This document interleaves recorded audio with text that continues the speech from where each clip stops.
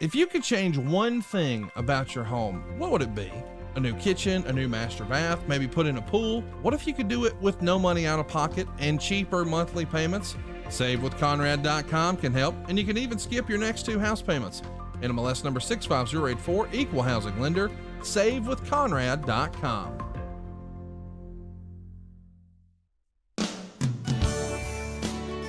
Hey, race fans, Hall of Famer Darrell Waltrip here. You know, it's time to drop the green flag on another edition of Leaning Right and Turning Left with Sadler and the Senator, powered by Pace-O-Matic.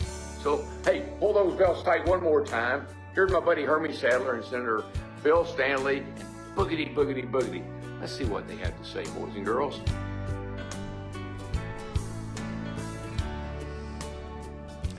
I'm Virginia State Senator Bill Stanley, and I'm leaning right. And I'm former NASCAR driver and Fox Sports analyst Hermie Sadler, and I am turning left, leaning right and turning left with Sadler and the Senator, as always, is powered by Pace-O-Matic. Pace-O-Matic is focused on people having fun, but it's also committed to strengthening our communities, supporting local restaurants, bars, convenience stores, and truck stops, because Pace-O-Matic knows small businesses are the heart of our neighborhoods. It's why Pace-O-Matic supports the Smart Racing Modified Tour and this podcast. To learn more about Pace-O-Matic and the work they do in our communities, visit www.paceomatic.com. Hey, Hermie. Senator. How you doing, bud?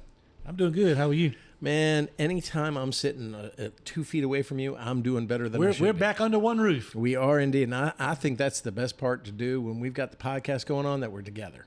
You want to set the scene? Do we have? We're at my apartment in Richmond, right? Not at the Stanley Law Group skyscraper high atop and overlooking Richmond, Virginia. We are in my apartment in Richmond because we've got some legal matters on the next day. Matters, yeah. You and I had a big time today, I would say, talking to operators and amusement store owners about skill games and the litigation and what we'll go forward from here. We got a tremendous team behind us of people that are counting on us and really following what we're doing. And I hope people across the Commonwealth of Virginia remember that there's a strong contingent of small business owners that are following this lawsuit very, very closely. Yeah, and it was a really great group that we met with today, and I really enjoyed the up time in Charlottesville. That we spoke. Yeah. So I drove up this morning to Charlottesville. You met me over there. We talked to them. We'll talk a little bit about that in the leading right moment. But I thought it was a really great moment. Then we drove out here to my apartment here in Richmond, and so we get right to where we turn left to go into my apartment, and Hermie was behind me, and the SOB turns right, which is usually what I do, and I went to the apartment, and little did I know, he goes to a Mexican restaurant, has a bunch of tacos, maybe a beer, leaves me alone, doesn't even tell me. That's not true. What's up with that? I asked you as we were leaving Charlottesville, Senator, you get jacked up about stuff that's inconsequential, but I asked you when we left Charlottesville what we were going to do about lunch, and you said, I got to get on back to Richmond. So I didn't even leave the parking lot with you in Charlottesville, but I caught up with you on the highway. You're like a granny driver running and you gave me the finger, by the way. Running 7 miles an hour. So I pulled up beside him on 64 and shot him the double bird. Just on principle. Complete violation of traffic laws here in the Commonwealth. Yeah.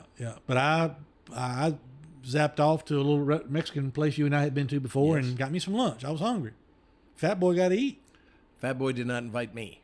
Did I not offer to bring you some food? After you ate. That's not true either. No, after you said, I'm done, would you like some food? No. Because I said, where you at? Look back at your messages.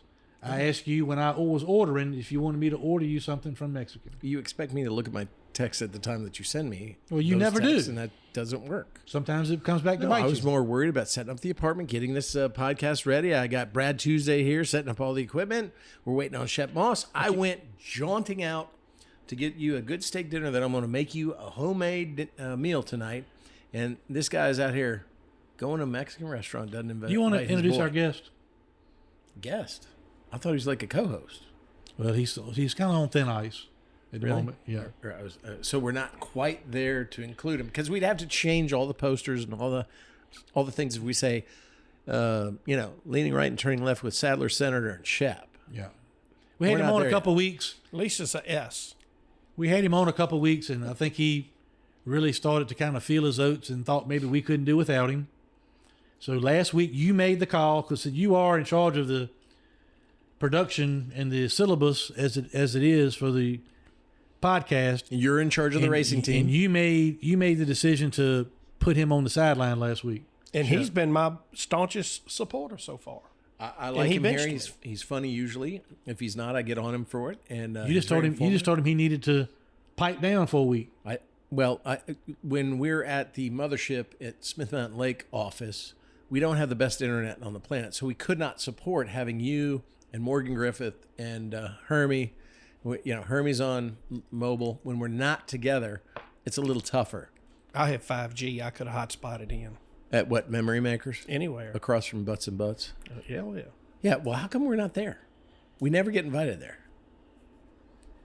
I'll have to work on that. Happy anniversary, by the way. Thank you very much. Heard you had a successful anniversary weekend. It was very successful, 29 years. Describe the success. Yep, 34 years together. You want to describe the success? Yeah. Well, in the middle of remodeling a house and By the way, does your beautiful wife, Terry, listen to the podcast? Yes. She does? Yes. Okay, so tell us about the success. Well, I'm trying to get to that. Okay. It's a slow build-up to what didn't last for... At your age, it's damn slow. I'm enjoying the torture that you're creating here for him. So, in the middle of remodeling a house and trying to get remodeling work done in what essentially was a washout of a weekend, I had very good success celebrating my 29th wedding anniversary.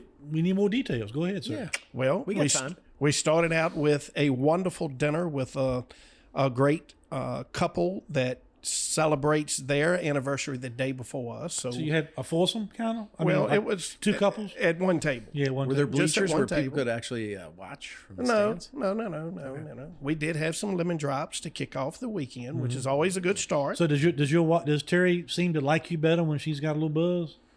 Absolutely, Okay. just like Angie does. Yeah, I mean, typically at my age, that's a good start. You got to get them loosened up a little bit, and then we went back and reminisced over. Wait, I got to write this down. Go ahead, Yeah. slowly. You're the one that's 2 lemon drops followed by 2 shots of Fireball. No roofie. Okay. no roofie. But no, we had a wonderful anniversary weekend. It was very nice. We got to spend it with some friends. We got to have some great reminiscing and some great romantic time. So it was a great weekend. Oh, now I'm going to throw up. I think she was. I think she was very All right, when you excited that it was over. great romantic time, what do you mean? No, stop. We're good. Well, at my He held age, her hand. Let's just stop there. At my okay? age, This is that a clean consists with sitting down on the beach. Why can't I ask a question? He always asks questions. doesn't he? Because, as a lawyer, I always visualize everything. So now I'm visualizing Shep with the wife I've never met. I'm envisioning she's a visage of beauty. She But is then a it's sweet involving Shep, and I don't want to see the ending. Are you envisioning her swinging from the ceiling fan in the master bedroom? I don't, because it involves Shep in the visage. In the. There were no bruises left. Let's just leave it at that. No bruises. Can we go backwards? Well, happy anniversary. Thank you very much. Well done. Does she She's need a lawyer? saint. Not yet. Could be free. She could get all of Memory Maker. She wouldn't just get the memory. She'd get the memory and the makers. And the makers. Yeah. I'm the maker. Oh boy. We've got a few Senator, as people that listen now know. Are we done with Shep Moss's romantic weekend? God, I think he's given us all. Did you take her somewhere, or did you just go to the lake? No, we live on, it's on the lake. Where else could you go? It's like being in Hawaii You every didn't want day. to spend any money. You didn't want to take her to a nice I resort. think we've done that enough. Okay, great. On a councilman's salary, because you're a Ward 3 councilman there in the town of South Hill, Virginia. South Hill. South Hill. It's Hill, one syllable. Just Not like outside Tar Emporia. Heel. It's South Hill. Just outside of Emporia. Yeah, Emporia. Okay. Well, great. Congratulations. It was great. I bet it was. We have our own permanent. You're a DJ. RAC. Did you set up like some DJ station where you're playing romantic tunes the whole weekend? Or no? Strobe light. Yeah, all right. I've had enough. Strobe light. I'm good. Strobe light with I'm not writing that down. with Megadeth playing. And what's the song? Let's get it. Let's get it on. Little Marvin Gaye. And that's about how long it lasted too. One of Like the 2 best. hours and 2 minutes and 15 seconds. We never got to the second verse. You're spotting him 2 minutes and 9 seconds on that whole thing. Yeah, we never got to the second Okay. second verse. All right. Well, congratulations, bud. Those And that welcome back. We missed you. I can tell. We put on the last podcast when you were like, pretty little butthurt about Yeah, not being what there. a but we great couldn't welcome support back you. party. That's great. When we're not together, we can't support you on all the video and on audio that we put together. But we like having you in here, and he says as a guest, I think we're getting close to co-host, but we'll see what happens.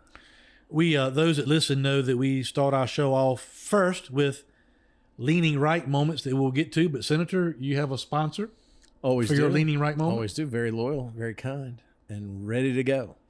The Leaning Right Moment is always brought to you by Charlie's Waterfront Cafe in beautiful downtown Farmville, Virginia, right next to the Greenfront Furniture Warehouse store.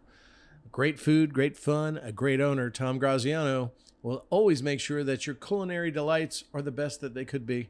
Your atmosphere is the top that it could be, and your end result, even with the check, is both reasonable, just, and right. No one ever walks out of the Charlie's Waterfront Cafe and says, I didn't have a good time. They say they had a great time.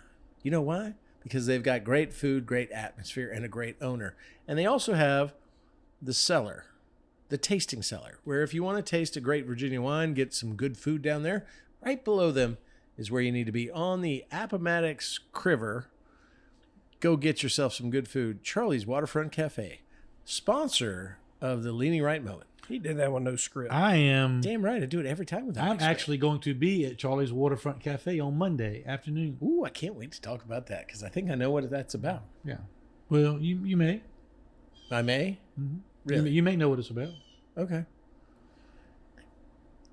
Is Greenfront a sponsor too? No. Well, you keep do you- mentioning do them you every have time. a- Probably not. Do you have an account that I could charge my meal to Monday when I go there? Yeah, it's called the Tom Graziano Credit Card Fund. Okay, good. I'm going to charge To for the that. house. So we've got a couple of things here on the leaning right moment. Senator, you can talk or answer or defer, whatever you like to do. But one of the people that, or one of the issues that we've constantly discussed on this podcast, obviously, is our ongoing litigation against the Commonwealth of Virginia. Yes. As it relates to government overreach into small business. Basically, the government trying to ban skill games because of the casinos. Right. That's basically what Yeah. that's what the casino people don't want you to know, but they're Or behind want us all to that. talk about it. They don't want us to talk about it, but they're behind it. That's the nuts and bolts. Did you pay attention to the fact that there was a soft opening or a pre-opening of a temporary casino in Bristol last week? I did see that. And I saw a picture of it too. And what did you see? I saw the same people that are against skill games sitting on the front row being heralded as legislators that opened the door wide open in Virginia for casino gambling. And it was disappointing. You know what, son? That makes me mad as a mother. It does me too, without saying those words. But what I saw was, Southwest Virginia has been told that this is the panacea, the white pill that's going to solve all our problems. It's not going to do that. If you look at casinos and the legislation that has been created by it, they're putting casinos in areas that are distressed, where the per capita household income for a family of four is $36,000, when the statewide average is over $60,000, where Northern Virginia's average is over $110,000 for a family of four. The one place you'll never see one of those, according to Northern Virginia, Janet Howell, Dick Saslow, and those guys, dirty casinos, is in Northern Virginia. Why? Why do they want casinos in Virginia, but only put them in the distressed areas like Portsmouth, Petersburg, Danville, and now Bristol? Well, I think there's no such thing as a coincidence in politics, and I think it is taking advantage of the Commonwealth of Virginia, especially distressed areas that need some kind of income and jobs. But what you saw was when they cut the ribbon at this new casino in Bristol there was my minority leader, I will not name him. There was the majority leader of the Democrat Party in the Senate, I will not name him. There was Louise M. effing Lucas, who has wanted this from the very beginning. And there were people there that should not have been there. Otherwise, the picture of them being taken demonstrates clearly, even including former Speaker of the House Eileen Filler-Corn, that they are at least swayed by, influenced by, and perhaps even moved by out-of-state large casino interests that have now infiltrated Virginia. Or paid by? Influenced by. Oh, okay. So Magnetized. what I did, I was more diplomatic. I simply put a picture up on my social media and made the comment that interesting group of people I see, legislators I see at this event on this picture taking for this casino.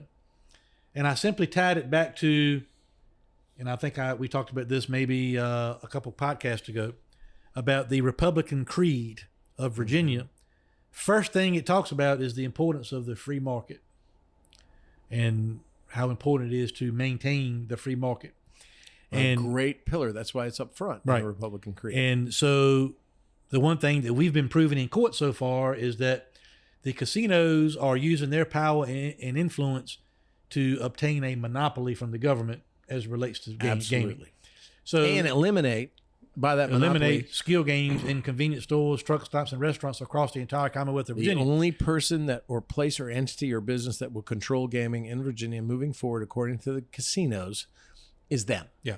And so it was kind of interesting because the way I view things, if you support an entity that wants to obtain a monopoly, that is circumventing the free market system and free market process. Clearly. Yeah. So I just kind of put a couple of tweets out there, a couple little things on Facebook, and kind of referenced some legislators that I saw there. And it was interesting because not one, not even Louise Lucas, I finally tugged at her a couple times on Twitter to say, can you help me help small businesses? The casinos are fine, but they shouldn't be killing small business. Louise, can you help me? Nothing. You got nothing from her? Got nothing. No and response. some of these other legislators I thought was interesting. None of them answered me on social media, but a couple of them called me and said, Hermie, please be careful about lumping all Republicans into this conversation because you could potentially hurt the party in November when people are getting elected. What? Oh, yeah. You didn't tell me that. I'm telling you right now. Seriously? I had at least one, maybe more, current elected official in the General Assembly of Virginia call me and tell me or caution me about the damage I could be doing to the Republican Party by drawing attention to the fact that while they may say they are Republicans and what you would think live by the Republican creed of Virginia, they are supporting casinos. That sounds like breaking news to me, Senator. Not unexpected, but unbelievable. Breaking news. Yeah. If someone relies on you financially, your spouse, your child, anyone, life insurance gives you the peace of mind that they'll have a financial cushion if something ever happens to you. By making it easy to compare your options from top companies, Goliath Life helps make sure you're not paying a penny more than you have to for the life insurance coverage you need to protect those you love. At GoliathLife.com, you can compare personalized quotes from top companies to find your lowest price. The process is fast and easy with no hidden fees, upsells, or hassles. Goliath Life is your one-stop shop to find the life insurance you need at the right price. Head to GoliathLife.com to get your free life insurance quotes and see how much you can save. That's GoliathLife.com. Are you feeling stuck making minimum payments on your credit card debt? SaveWithConrad.com can help, and you don't need perfect credit or money out of your pocket to do this. NMLS number 65084, equal housing lender. Oh, and did I mention no house payments for 2 months? Get rid of your credit card debt and lower your monthly payments right now at SaveWithConrad.com. On another note, and we talked about it briefly, you and I had an opportunity to go to Charlottesville this morning. We did. To speak to a group of operators, store owners, small business owners, operators, and they are, to your credit, really thankful for the progress we've made on our lawsuit so far. That was a really energizing conversation we had. Both myself and you, Hermie, made speeches to them to open their session. And I think we laid out what it took up for us to get there, what it's taking us to get to the point where we got the injunction, what it is taking us to get from here to November 2nd, and the struggles that we're facing, and the new budget language that's trying to interfere with our court case. So I thought we had a great discussion. I mean, they're energized. They're ready to fight. They're the small business owners of Virginia. They only want what's right. They only want what will help them and pay their employees and keep their stores open. I want it to be fair. And I think, you know, what I noticed is they're energized, but they're also scared. And what are they scared of? They're scared of their government. They're scared that their government might actually take away an opportunity for them in business that is given to an out-of-state casino, but not given to them. And that really bothered me. And so I hope we gave them some reassurance, as we give every listener reassurance when it comes to the skill game and the injunction, that the legitimate skill games that were licensed and registered by the Virginia Alcohol Beverage Control Board are still to be turned on, kept on till November 2nd, and they will be kept on and turned on and helpful for these small businesses after that, because we're confident we're going to win our court case. But this budget language that they put in has created some fear for them, and I don't blame them, but I think we straighten that out. Every single registered skill game that was licensed by the ABC during the pandemic, that some 10,000 machines, should remain on and stay on. Doesn't cover those illegal VGTs, video game terminals, but this, where we are right now, nothing in that budget language changes what we're doing. Nothing changes what we're going to do, and I don't think it hurts our success. We're pretty energized, like they were today, after we talked about the court case, about winning, because this budget language, as you and I discovered and we talked about in the prior podcast, was put in by the casinos to try to thwart small businesses. Explain that. From putting in skill games. You explained it today to the people at the meeting in Charlottesville, but you think you have a theory on where that language came from that actually went into the budget? I don't have a theory. I have somebody that I trust very much that told me where it came from. It came from casinos. Casino lobbyists, casino interests wrote and tried to redefine the whole criminal code as it pertains to skill games and gaming in Virginia, to redefine skill games as something that has an internal counter that counts free games or prizes. Well, you know, if you read the language, that's the same as an ATM machine. And then it redefines, takes out totally what we've been fighting for, which was the unconstitutional language of a family entertainment center, and we've discussed that before, and puts in something now called an appropriate reward. We've talked about that prior. Word spaghetti, in my mind, because it still eliminates Chuck E. Cheese, Dave & Buster's. I think if you look at the definition, it affects ATMs, as I've just said. It affects so many things. It doesn't solve anything. It creates more problems. This is how desperate casinos are to eliminate the competition in the Commonwealth of Virginia, to the point where eliminate, keep it small, control it all, and then they'll bring back those skill games and VGTs into these convenience stores, but they're going to control it. And that's what we've been facing. That's what we're facing now. And that's what we're fighting against here in November.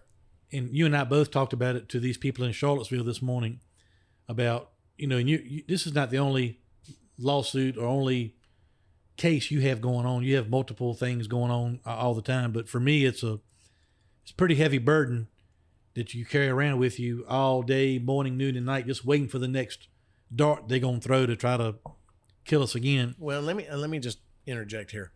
And Shep, you should have heard his speech was awesome.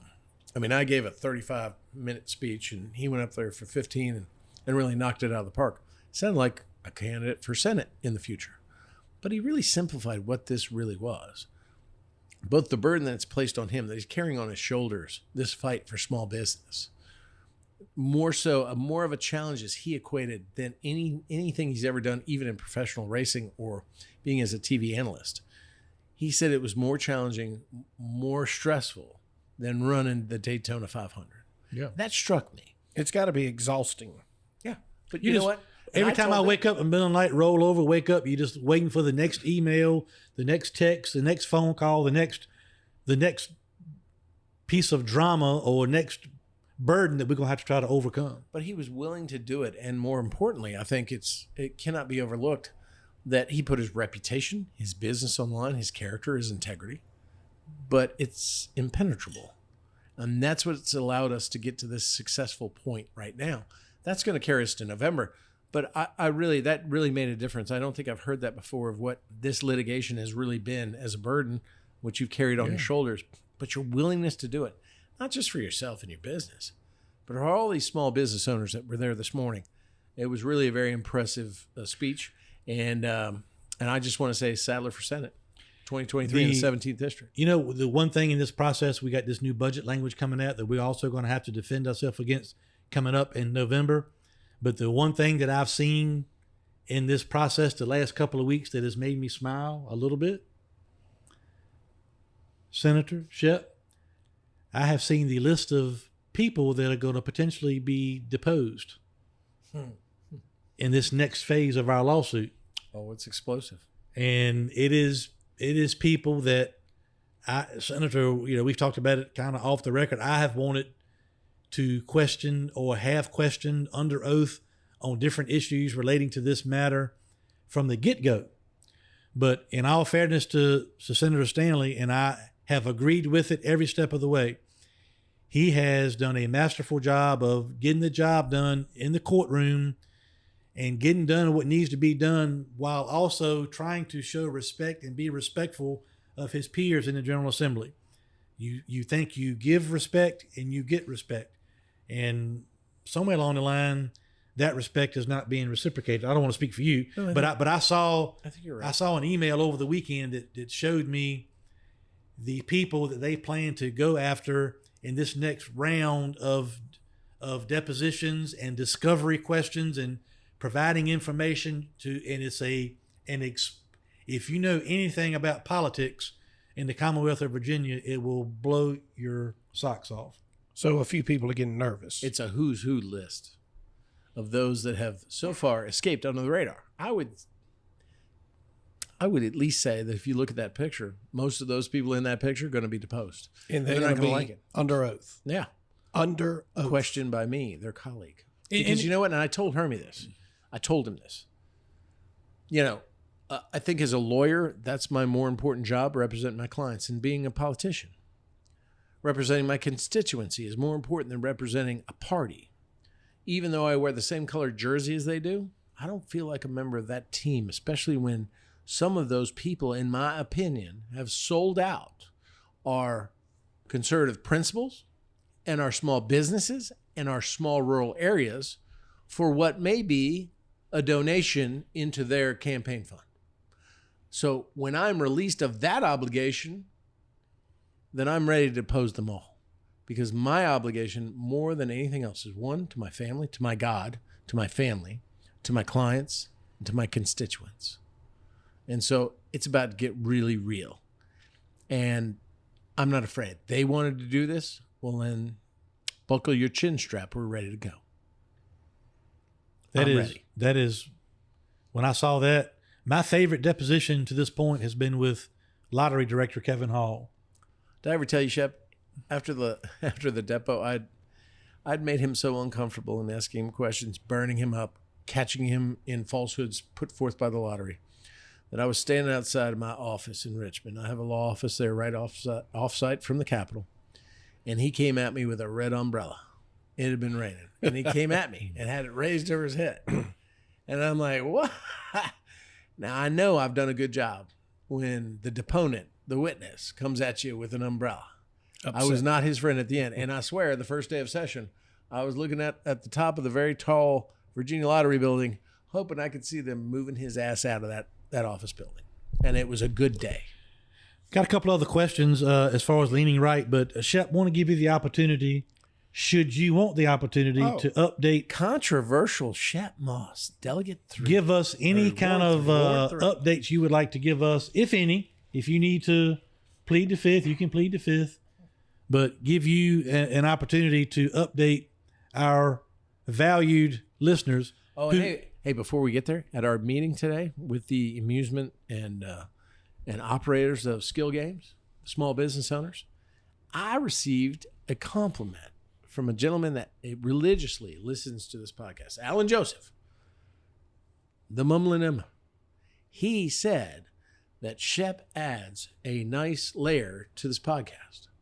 He said Is he deaf? that Shep is a really good add-on. You would think he is by listening to him talk. But I don't think he really is. Yeah, but he was very happy about that. So, and I said, are you nuts? But go ahead, Shep. Well, my Welcome. story kind of correlates to y'all's case because to me, it comes down to transparency. And when you start talking about your deposition list and the misrepresentations that you've been able to prove, you know, back in my locality there in South Hill in the month of May, it was reported to me that our locality was appearing to be burning documents that is required by state law. As you know, we do have to dispose of them over a period of time. But, you know, the photographs that I received and the research that I did led me to believe that we were not doing it in the right way. And I found out and determined that we had not filed all the necessary paperwork and some other technical jargon that the listeners probably don't care to hear about. So long story short, I started questioning our town manager about it. I brought it up in our council meeting, and our town legal staff, paid town staff assured not only myself, but the constituents there in South Hill, the citizens, that nothing had been done wrong, nothing was done illegal, that everything was by the book. So kind of, I guess they were deposed by citizens. Further investigations were done. Some state organizations were anonymously notified. DEQ, the Department of Environmental Quality, came in and determined that our burn location has been permanently shut down with no possibility of a waiver, that it was not set up to burn documents or brush. We were told that the Department of Forestry had approved it, which turned out that was not accurate. I took it upon myself after our last council meeting to visit that location. And a month after the initial burn took place, I found partially burned and charred documents on the ground with people's information, their full name, their address, some medical information, DMV information. You're talking HIPAA privilege. Absolutely. HIPAA violations, privacy notice violations, in my opinion, as well as payroll. And we were assured that no payroll documents were included in that destruction.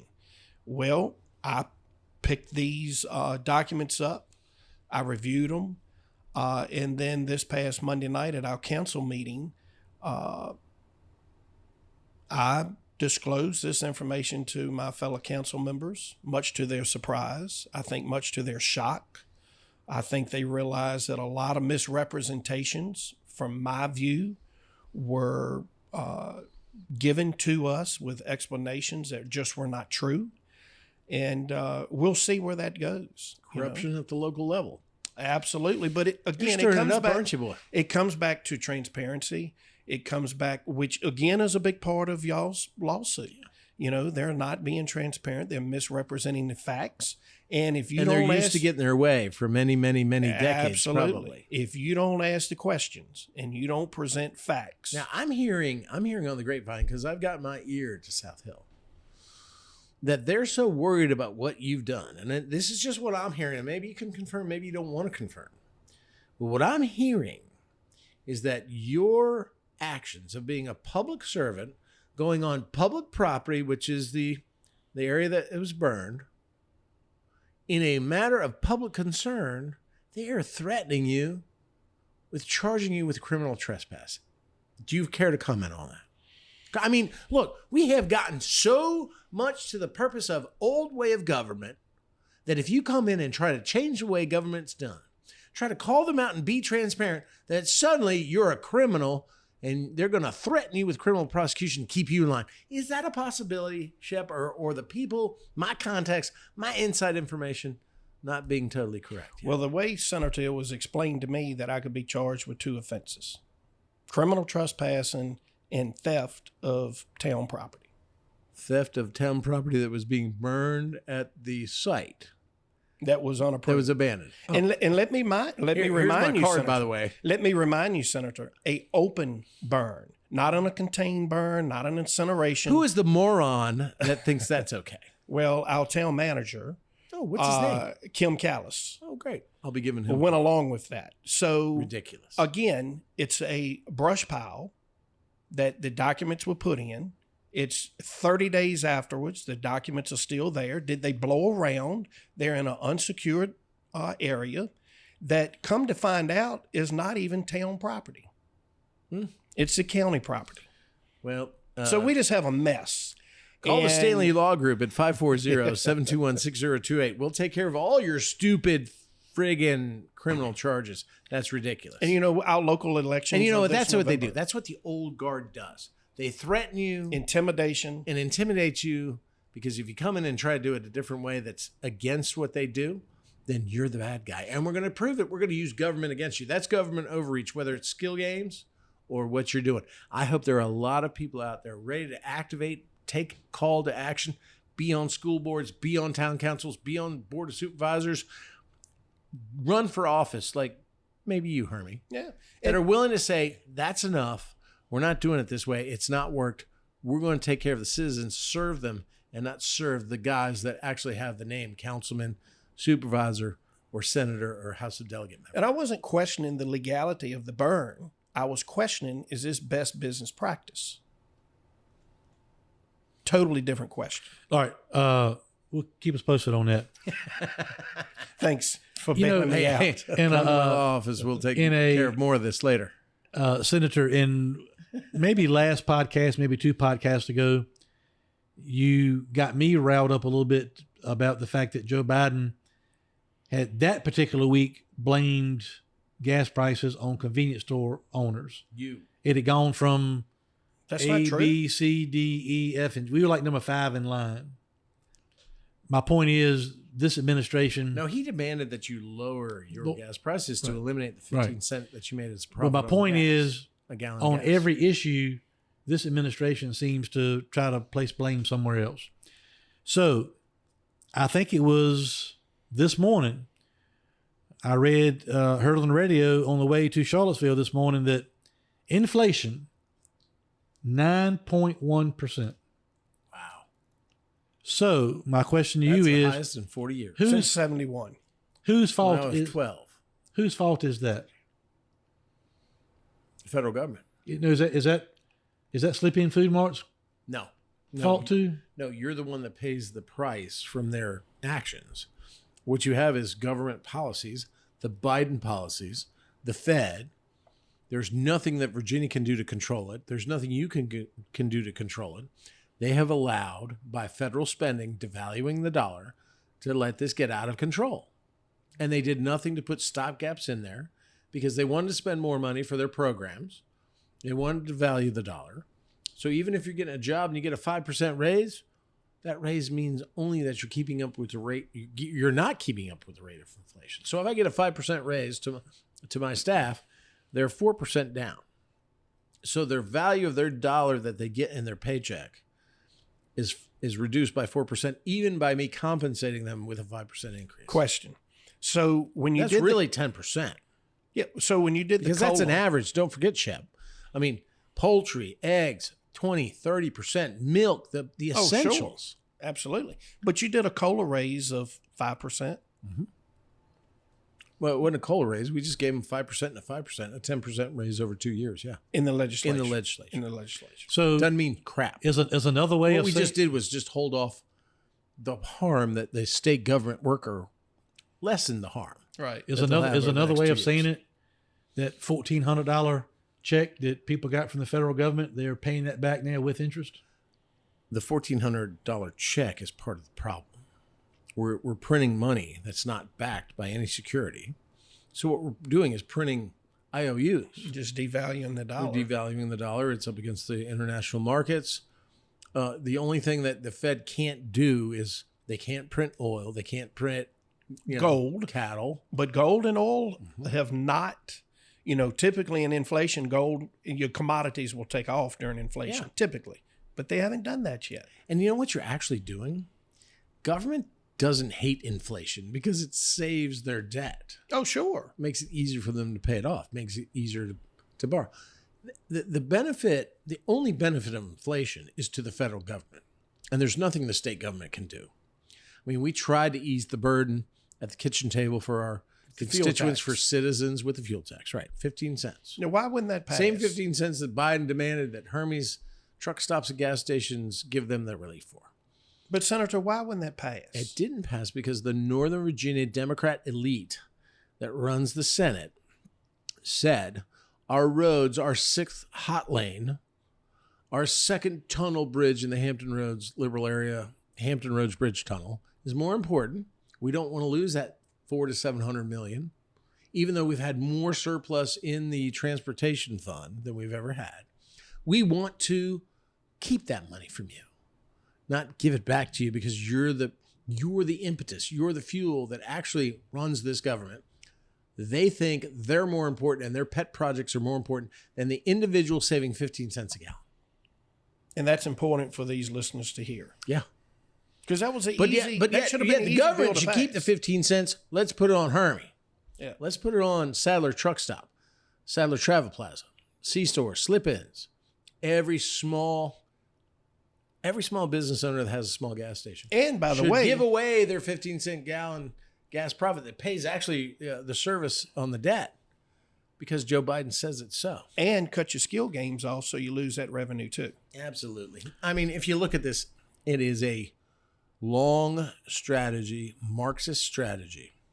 In the same way that they buy up the millions of acres of land in the United States, the same way that they put solar fields now into old farmland or farmlands to remove the power of the rural areas to grow the food that sustains the country. It's the same thing when they say that the small business that provides the petrol, that provides the fuel, are the threats to what their New World liberal order, as we saw in last week's podcast, is. Mr. D's nuts. D's nuts. Michael D's is nuts. This is what they're doing. And if you don't think it's happening, just watch what they're doing with solar programs. They don't want to put solar farms in Northern Virginia. Why is that? There's no farmland there. Well, that's one point. But then they control us down here. Sure. You know, Hermie put up a video earlier this week talking about gas prices, and I think he very eloquently explained it. You know, different markets have different prices. Yeah. But Hermie does so much with loggers and farmers, and they are just getting decimated. If we keep at this rate, we're not going to have enough farmers to grow the food that we need to eat. We're not going to have enough loggers to make the paper products and the wooden products that we use because they're all going to be out of business. Listen, I was having this discussion today with somebody at the Kroger. Most people believe that the food is grown at Kroger. Most of the liberals. Yeah. Then, you know, when you go to even our ABC stores, they used to give you a blue plastic bag, put your product in. Now what they do is give you paper. Now, I remember when I was young enough that when we were putting your groceries in a paper bag, it was killing trees. Oh, yeah. But then they decide that plastic is bad because it's in landfills and it hangs on the trees. So they'd rather kill the trees and get rid of plastic. The hypocrisy, the conflict in what they do is just ever changing. And we're just supposed to accept it. This is now the new norm. This is getting ridiculous and there's no end to it. And quite frankly, we have to, the small business owner, the patriot, the American, the moderate, the conservative, need to stand up and say, this country matters. We're getting fed a bill of goods from the government that has to stop. It's time to turn left. Sponsored by, are y'all ready? Oh, no. No, I'm not ready. But go ahead. Can we take a break? Here, cut off the tape. Is this a major sponsor? The major sponsor that I... Pull the fire alarm. Our turning left... Excuse me, sir. We have to evacuate. I'm sorry. Excuse me, sir. Sir. The turning left moment on Sadler and the Senator, leaning right and turning left with Sadler and the Senator, is proudly sponsored by Laura Stanley and Vista Installations. I'm out. Laura has been running a successful window and door installation company and Come back here. Oh, he's out. And babysitting politicians for over 12 years. I think he's pulling up his checking account real quick to see how much he's actually paying for this. So we got a couple turning left moments we want to get to. And then, Shep, our special guest on the show today is somebody that you're going to have a good time interviewing as well. Somebody you know and spent time with on the road back in the UWF, United Wrestling Federation days. And we had a great time. The one, the only, the Road Dogg, Jesse James. Oh, you didn't know? That's him. You better call somebody. He'll be up. What a story he has. And he's got his own podcast too. He's under the Podcast Heat umbrella, just like we are here. And so A true inspirational story. true inspirational story. And he's doing a lot of trying to do right. And at the same time, you know, inspiring a lot of other people to do right as well. So look forward to having up in the next segment, Road Dogg, Jesse James. As far as a turning left moment, did you happen to watch the race this past weekend? I did not. I was celebrating You were my naked all anniversary. weekend, weren't you? Well, I was celebrating You were my naked all anniversary. weekend for the anniversary. Didn't even get a chance to watch the race. Senator, did you watch the... I felt like I was in a race. Did I need to do the sponsor mention again since you left? Nope. I'm back. Did we get a new sponsor? No. Let the record show, Laura, that while I was eloquently reading the sponsor mention, Bill had to take a pit stop. No, I had to take a call. Yeah. No, I watched all of them. Yeah, it was great. So Chase Elliott won Atlanta. The new style of racing in Atlanta, I certainly You ran have Atlanta, enjoyed. right? The old style Atlanta. I never raced it. This new Atlanta, they only run on it twice. I like it though. Yeah, it's been... Well, the been track fun. is beautiful, Yeah. and the reconfiguration of the banking on the turns is great. And now it's like running like a super speedway, even though it's, I guess, an intermediate. Yeah, a mile and a half, but they've cut the banking back, and plus it's got more grip, and so they've it's kind of races like a restrictor plate now. Yeah. It's side by side. It's great the whole time. And by the And way, it's great to look at. I mean, visually, the darker asphalt really highlights the car's. by the way, sponsors. of course Chase Elliott won. His car owner is one of the nicest people, and Rick Hendrick. And Rick and I have been friends for a long, long time.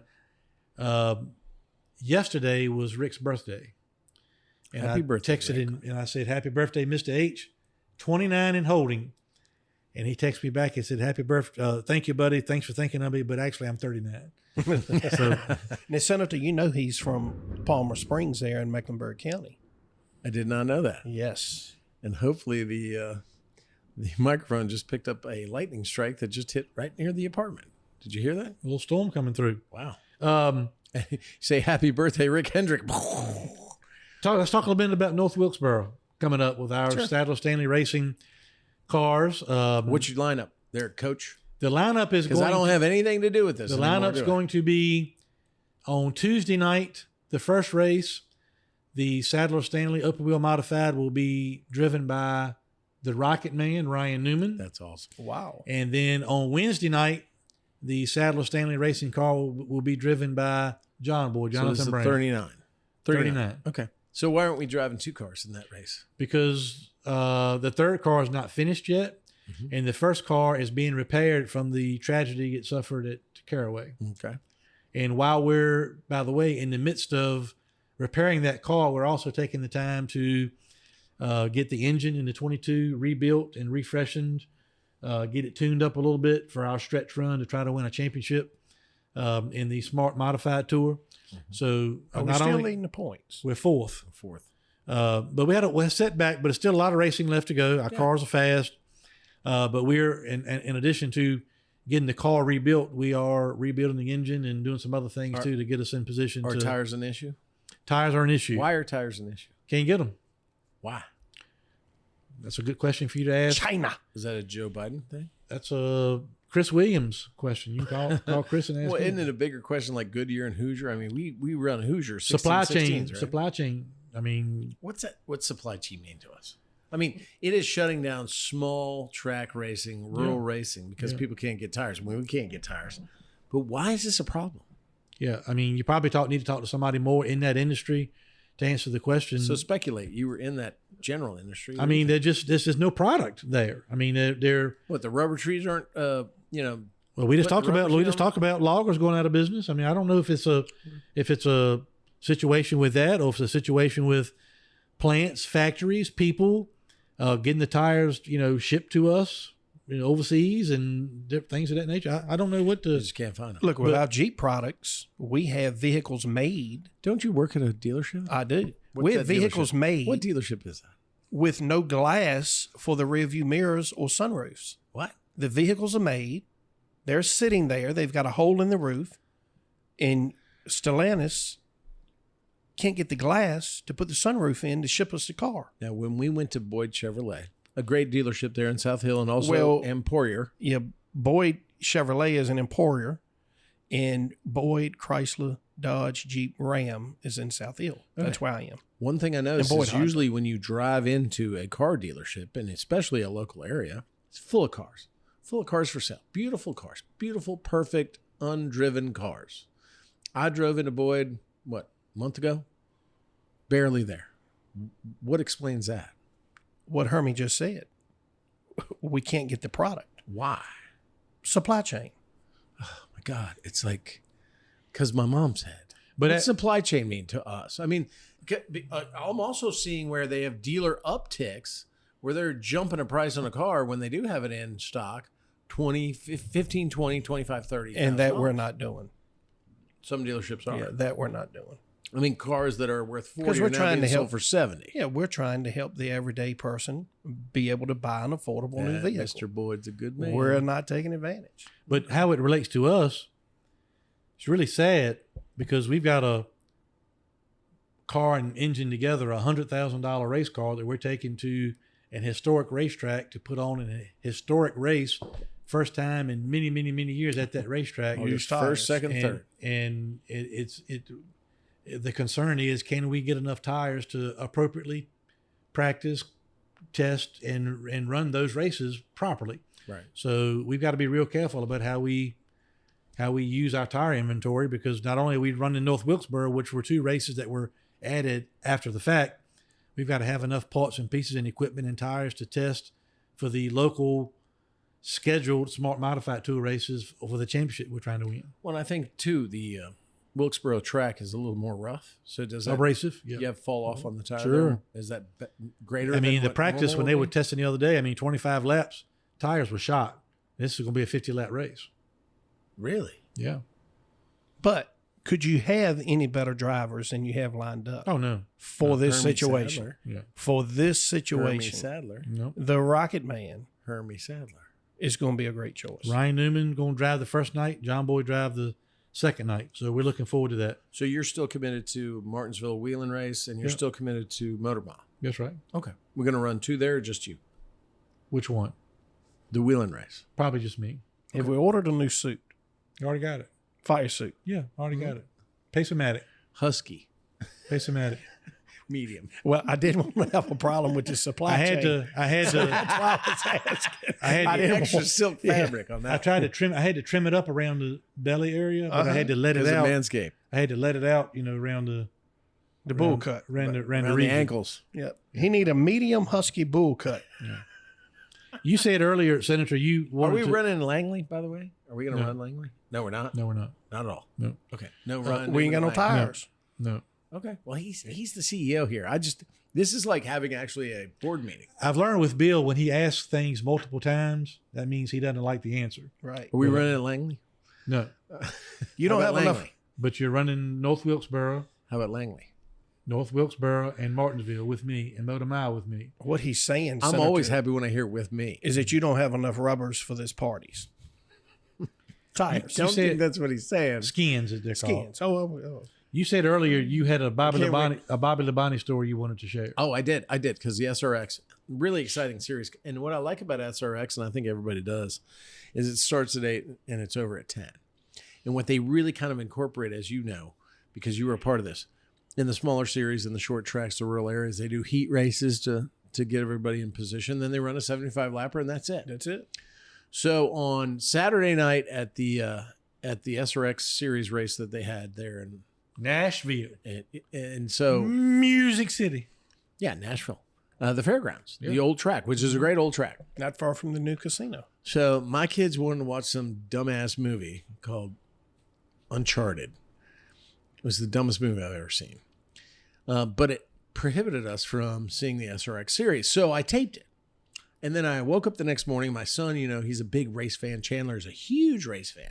Loves Bobby Labonte over the Sadler Stanley race team. Whoa. Racers. Yeah. Whoa. Yeah. Even over Jonathan Brown. I mean, he loves Jonathan Brown. Even over Ryan Newman when he's running our car. Even over Hermie Sadler. Bobby Labonte takes that first position. Wow. So the next morning I get up and I look at my newsfeed and Bobby Labonte won the race. I'm like, holy crap, that's great. Chandler wakes up. I'm like, Chandler, we got to watch the SRX race today. We got to watch it. Why, what happened? I was like, well, and then I didn't want to tell him because that would ruin the surprise. Sure. It's Saturday morning.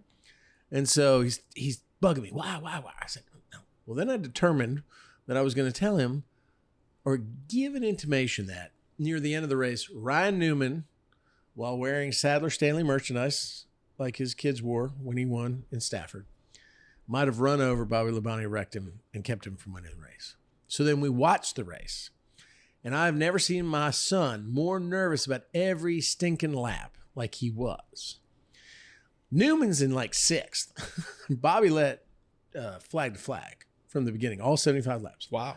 My son was beside himself. I just like torturing my children at this point when they get to a certain age because, they torture us when they're younger. Now you get to turn around and be the nerdy dad. Oh, yeah, you want me to be the nerdy dad? I'm going to be the nerdy dad.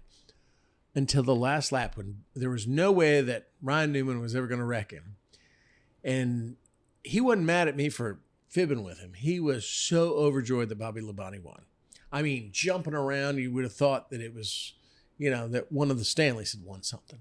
And so it was just enjoying to see how much kids are getting into racing again, but also how I can actually screw with my children. And so I enjoyed that as much. That's horrible. Thanks, Shep. You're going to need an attorney. Look, it could have been worse. I could have told him the cops were coming. I just said, that Ryan Newman was going to run over top of him. And he was going to wear a Sadler Stanley merch sweatshirt that Hermie had designed. So he thought that Bobby wasn't going to win because I didn't want to tell him what the outcome was. But he was so thrilled to see Bobby Labonte win. Bobby's a part of the Smart Series tour. It's great. We've gotten to know he and Kristen. They're great people. We hang out with them. And man, in the last 2 weeks between Ryan Newman and his children, and now Bobby there with Kristen and everything else, just the pure joy of winning without the commercialization of maybe NASCAR just shows that SRX Series is on to something. It's cool. And I think what they're doing is a great thing. So you were kind of the Grinch, but Santa still showed up. Yeah. But at the same time, I got to enjoy watching my son so thrilled that Bobby Labonte won that race. Hermie, speaking of wrestling, and because of our guest later today and racing, do you remember when we sponsored a race car with hardcore Bob Holly? What do you mean we sponsored a car? Or riders did. Remember? Yeah. Late model stock car. Late Bob model. Holly lived with me for a summer, and we went racing different tracks across That was Virginia. pretty fun, too. Yeah, it was fun. All right, so we're going to get ready to promote our guest coming up. Wow. But before we do, one more sponsor mention for the Turning Left sponsor. You can go take another leak. You can go take another leak, Bill. Laura Stanley and Vista Installations. Laura has been running a successful window. Look, she wrote this, by the way. I did not edit it that one is total crap. piece. I don't believe this. She says, Because she's been, excuse me, sir, you're walking over the sponsor mention. Very important. I hate to do that to you. She might pull it. This segment, la. the Turning Left moment, is sponsored by Laura Stanley and Vista Installations. Laura has been running a successful window and door installation company and babysitting politicians for over 12 years. She's amazing. Wow. When is your anniversary? Why do you have to ask me a question like that? I didn't know there was going to be a quiz today. Well, I didn't know mine was going to be discussed either. Thanks, Brad. Do you remember? No, I got it. I'll be sure to send the card. Please do. Send it in early November. So hope put a everybody date on it. will stick around. The Road Dogg, Brian James, will be our guest. Well, hold on. I want to kind of set up Jesse James, the Road Dogg. We have some drop-ins, and we're not even there yet. Because we have one more thing to do there. I know he likes to cut everything short, especially when it comes to him. Cut everything short. But we're going to producer Brad, how long are we into this show so far? And so really Shut 2 up, hours. Brad. Do you want a job? Keep recording. Don't hit the stop button. So we've got one thing to do here first, because I know he loves this portion. We have what's called Hermes Answer Machine, the old-fashioned Hermes Answer Machine. Hermes Answer Machine, where people call in, ask a question, or make a statement. And we got an answer machine message, which is historic. Oh my goodness. Life-changing. Strikes I can't right wait at the to hear heart, this. right at the heart of his business, his empire. Is it from Louise Lucas? It's not. Nor is it from a guy that parroted Louise Lucas and her MFR repeated use. However, we have a Hermes answer machine today that we cannot go to break. We cannot go to our new guest until we solve this controversy. Okay. Because I think this Hermes answer machine. And that'll give me a chance to get one more sponsor mention in for the turning left moment. But go ahead. No, we're past that. We're now at Hermes answer machine, which will take more sponsors for that. But ladies and gentlemen, I'm going to present to go back and start smoozing Laura about maybe potentially giving it up a little more money for the Hermes God he answer said machine. money. Good finish. Thank God he said Good money. finish. All right, ladies and gentlemen, we present to you the leaning right and turning left with Sadler and the Senator moment. I mean, this thing is gaining popularity. It's like a brush fire in the Midwest during a hot summer. This thing, In the middle of South Hill, burning important city documents. this thing is almost as hot as that. Yeah. Oh, that Ladies was and hot. gentlemen, ladies and gentlemen, Hermes answer machine. Hi, this is Hermie. Sorry I can't get to the phone right now, but as always, I am busy polishing my brother Elliot's racing trophies. Please leave a message after the beep. Good morning. It is 8:21 in the morning, and I would like to know what kind of car wash you all are running on Crater Road when it's supposed to be open up at a certain time, and it's not. Damn right. We have all people waiting outside. We be waiting out there for the man to come, and he shows up late. What kind of business is that? Yeah. Then on top of that, have all those unused, broke down cars. Tags are not even up to date Are they a licensed car all lot? around the business. It's bad for business. Not Boyd What Chevrolet. kind of business is he running there? Is he trying to sell cars?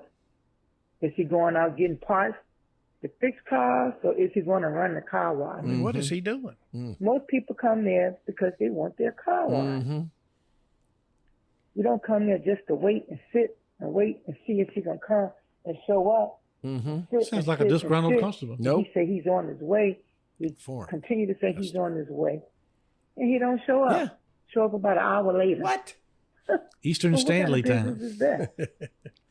It's ridiculous. It is. Ridiculous. How many pages is his business license I with guess all it's just, that activity going on? A spot for a bunch of crackheads and drunks to hang around. What?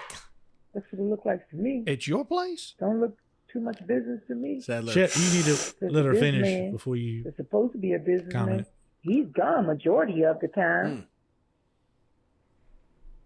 You go there and you want him to clean the car. Yeah. He's gone half the time. What? And some old drunk is left there to clean the car. What kind of business? Man can't is drink a that? beer and clean a car at the same time. That's ridiculous. Very particular industry. Anyway, check out things. Check out things. You done? Is that Nope. good for business? No, Drunk? not. Old cars? Cars without tags on it? Agreed. Or employees that don't even show up half the So you time? can't wash cars They that show don't up have tags late. on them? Is that a law? What kind of business is What that? kind of Exactly. business is that? Anyway, those are my concerns. Valid. And thank you. Thank you. And have a good day. And be safe. Goodbye. I hear a lot of zoning issues in that phone call One right of the there. nicest calls we've had on Hermes Answer Machine. Hermie, She never raised she her has voice. presented a lot of issues to your car wash.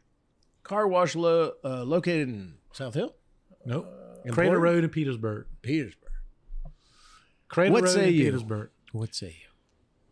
My God. I mean, this is un-American. Sounds like we run a pretty shady operation over there at Crater Road in Petersburg. Yeah. I investigated this phone call Did you? because I did get it through my office as well. Thank you. And here's what I found out. First of all, people need to understand that the car wash at Crater Road in Petersburg is not run by Sadler Brothers Oil Company or Slip In Food Marts or Racing In Food Marts. We lease the car wash facility to a third party for operation. However, And he allows crackheads. you want to let me finish? No, I thought you were my attorney. Not in this matter. Yeah, I was going to ask who reviewed this lease. We certainly would not be in favor of allowing crackheads and drunks and being closed half the time and things of that nature. I heard it's a good car wash, though. Good location. Yeah. So actually, I made a trip when I got this message from this nice young lady.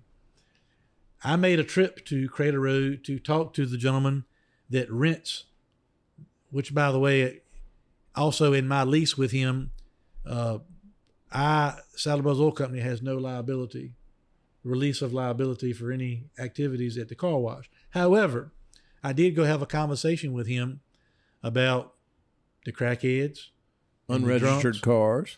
unregistered cars. Is this a car lot? Is this, that? What's going on? Yeah. And here's what I found out. The woman that called in was a former girlfriend of the guy Acquaintance. Allegedly. the car wash, and he had just broken up with her the night prior to her leaving me this message. In fact, he went so far as to verify phone numbers and voices and things with me just to let me know. Said, Hermie, I we probably need to clean up some things and do some things right, but this woman is angry and retaliating because I broke up with her last night and she misses it. He must use Manscaped. Are there any skill games on this car wash property? In the store. Oh, really? Mm-hmm. Okay. Wow. And, So she didn't address all the weeds growing up around. Louise, like marijuana, but Louise just Lucas likes? weeds. No. And that is another thing that while I was over there, I did take my own pictures of grass growing up in the sidewalks and other things and sent it to my service department and asked them to please cut and spray those places as soon as possible, or go to the store and get some TNT and fertilize it. If we're going to grow grass in the parking lot, let's grow tall grass. Why don't you use the Manscapes 4.0 Weed Whacker? Yeah. So, far as I know from that phone call, we've learned from that situation. Car washes. I Up and think running? there are less undocumented cars on the lot.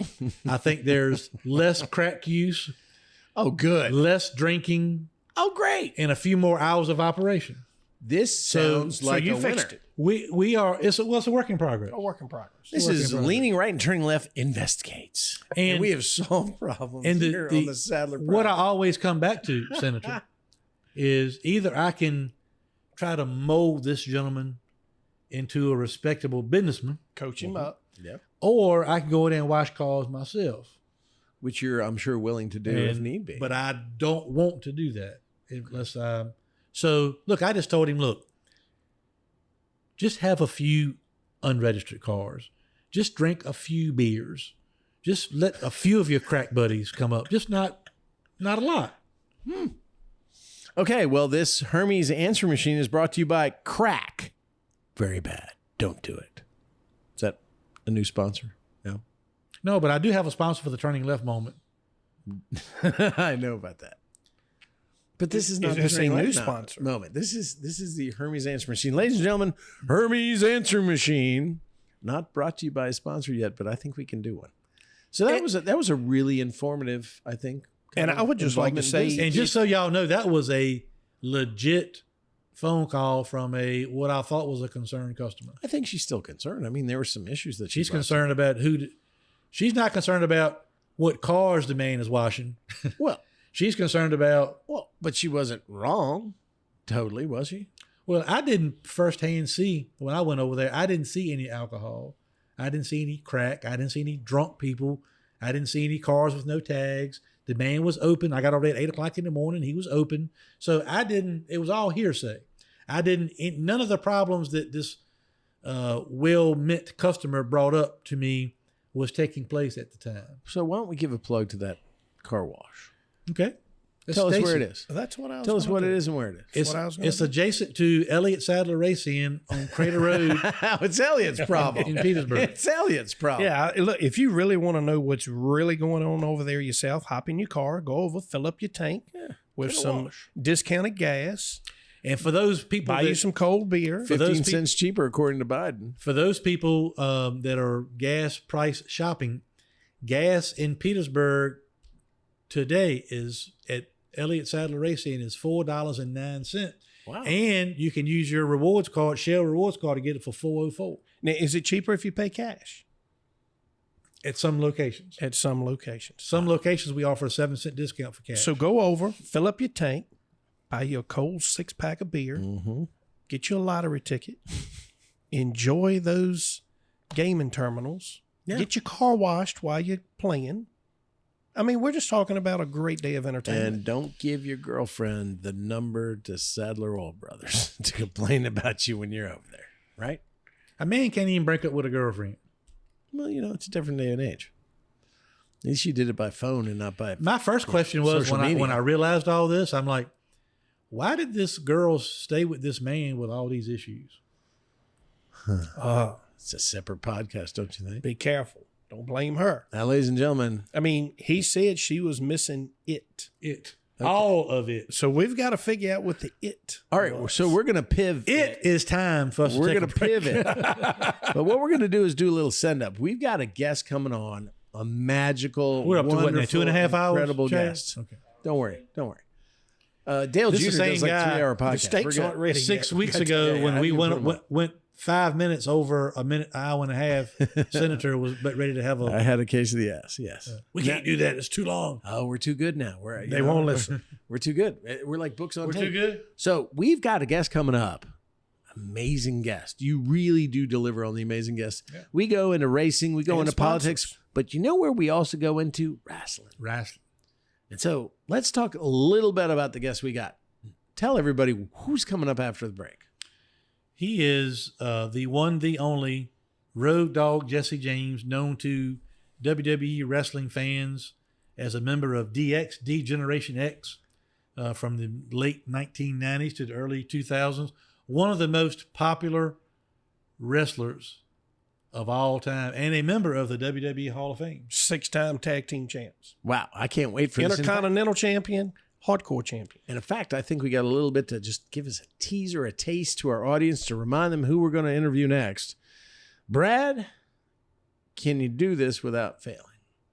Give us a little taste of our guest, the Road Dogg, coming up. Ladies and gentlemen, boys and girls, children of all ages, tonight, D-Generation X proudly brings to you its 5-time WWE Tag Team Champions of the World, the Road Dogg Jesse James, the badass Billy Gunn, the New Age Outlaws. Wow. I wonder if we can get him to do that. Let's try. What do you think? He might. All right, Shep, that's, What your, an that's your iconic responsibility. What an iconic intro. But even he had a famous wrestling move. If we remember back to the podcast, when we were asking you what your favorite wrestling move was, or what your signature wrestling move is, you really didn't have one except for when the guy put the crotch in your face. What was that called? Power slam? when it looked like you were actually, I'll sit down, you were making powerbomb. sure that he had Manscaped ball deodorant on. Well, That's he actually tried what he was a doing. Hurricane Rana, and he just ended up with balls on his chin. I'm not real sure what you call So it. you had the tea bag, the Super tea Slam bag. tea bag. Look, you want to keep talking, Mr. Moss, but on one of these podcasts, I'm going to tell the story about how we were running one of the biggest shows that we had ever run in the history of the UWF. I spent probably $30,000 running this show, and I walked backstage for one thing 5 minutes and walked back out, and Shep, my ring announcer, has decided he's going to wrestle one of my referees. Oh, this sounds great. He, what we would call, went into business for himself in the middle of the ring during a live event. And This is true. Freestyle. What did This you? is true. Freelance. Shep was trying to fire up an angle on his own. I'll tell you. Wow. I told this referee that if he didn't straighten up his act in that ring, that I would drop him quicker in that ring than the WWE did. What was he doing wrong? Oh, he was just screwing up, missing all the cheating. Shep, quick count, missing slow count. all the cheating in wrestling. Yeah, it was horrible. He was horrible. Was the fix in? I mean, did you think he was fixed? I thought it was, and I was trying to stand up for the fans. I went up there and looked. With the microphone in your hand? Shep tried to give him a clothesline and hit him right between the tits. That's supposed That to would be be called the telephone pole. Not a close. Shep's doing a clothesline and hits him right in the sternum. So I dropped a hint of whom it was with. I told him I would drop him quicker than the WWE did.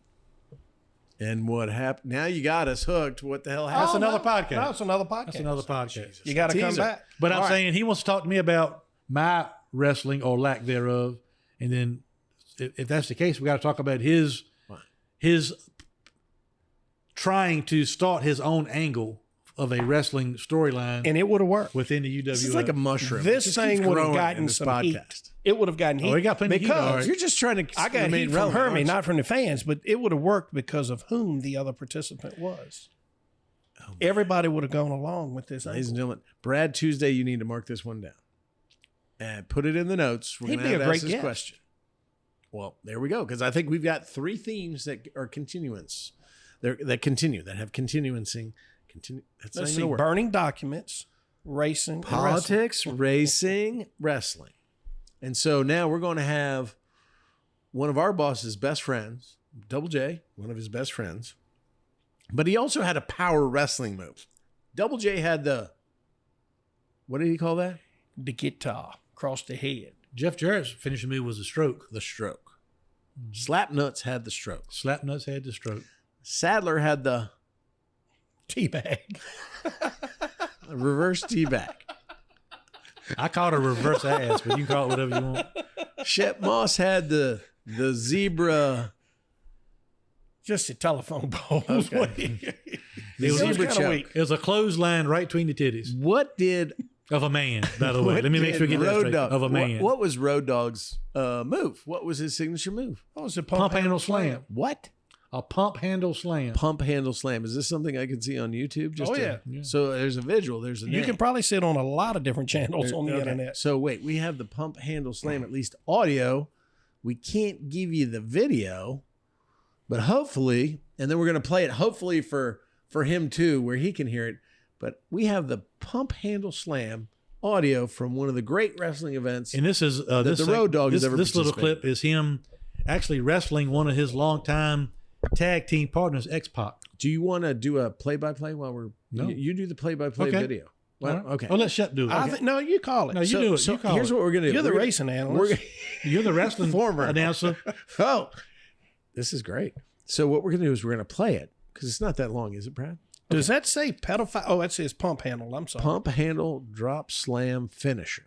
So we're gonna It's play just called the a pump handle audio. slam. We're gonna play the audio. This is on YouTube. Please, all you listeners, you can go on YouTube and watch this. So we're gonna play the audio, and then we're gonna have the two of you describe what you see on the video Okay. to our listeners in a second run of this. Brad.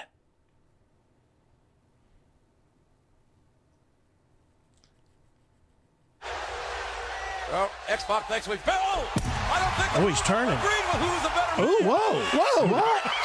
What? Whoa! Oh! My dog does that to the cat. I'm glad that wasn't a goat. All right. So that's the audio of the pump handle slam. Gentlemen, as we close and get ready for this incredible interview, this uplifting, inspirational interview, what I know is going to happen, turn the video around so they can see it, Brad, and then we're going to have you do a play-by-play, a 15-second wrestling play-by-play of what you see on the video that everybody can see on Facebook. Well, it looks like something you could see on a lot of adult sites. Don't ruin the play-by-play there. So what are we doing here? You're going to describe what you're seeing on the video. At the same time? Yes. Okay. Yes. All right. All right, Road Dogg is being helped up. They congratulate. Now he decides kick to the gut. Pause. Pause.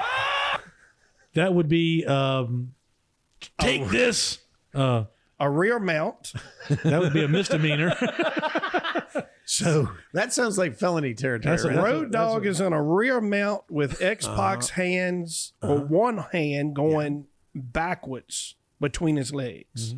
And it looks like one. we had a real respectable podcast. Yeah. It's going down. It looks like You're not contributing again. it looks like He's Road got it. Dogg actually has one hand on his shoulder. Okay. For what? For Leverage. leverage. Okay. Hermie, what's your view on what you just saw? Shep called it perfectly. He's much more versed in positions like this, especially with gentlemen. And his anniversary. It was my anniversary. Anniversary last weekend. So Hit the play. Let's finish. Oh, Well, back it up. Back it up about 10 seconds. I don't 15 know that I seconds. can Shep, do you're in that. trouble. Hang on. 10 seconds. We'll never finish this podcast. We keep backing it up. All right, This here is we the go. good stuff. Then what happens? then he So- just puts him up for a power slam. Yeah. Did you see who the referee was?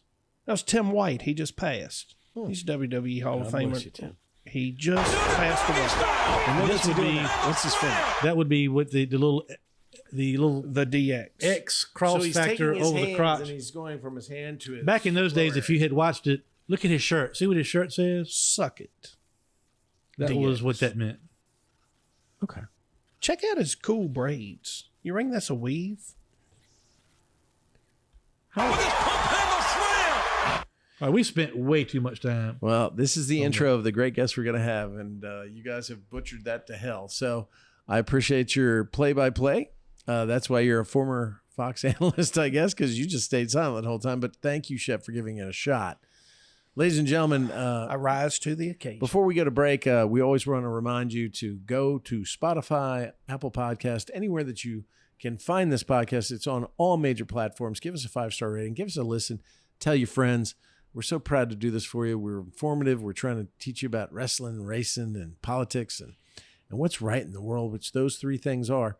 But we appreciate that. Find us on Facebook on the Leaning Right and Turning Left podcast Facebook page. Like us, follow us. And Also, share Sadler us. Stanley Racing, also on Facebook. Share it with your friends, just like Shep said. And you can find us on www.Sadler Stanley Racing. That's right, Sadler's first. SadlerStanleyRacing.com. We appreciate all of you listening. You're about to have an explosive, I just have a great feeling, a power slam type of interview coming up with the Road Dogg, Jesse James, WWE Hall of Famer. I'm Virginia State Senator Bill Stanley, and I am leaning right.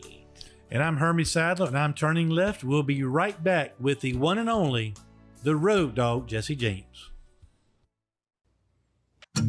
Hi, folks. This is Hermie Sadler. Thanks for listening to our all-new podcast, Leaning Right and Turning Left with Sadler and the Senator.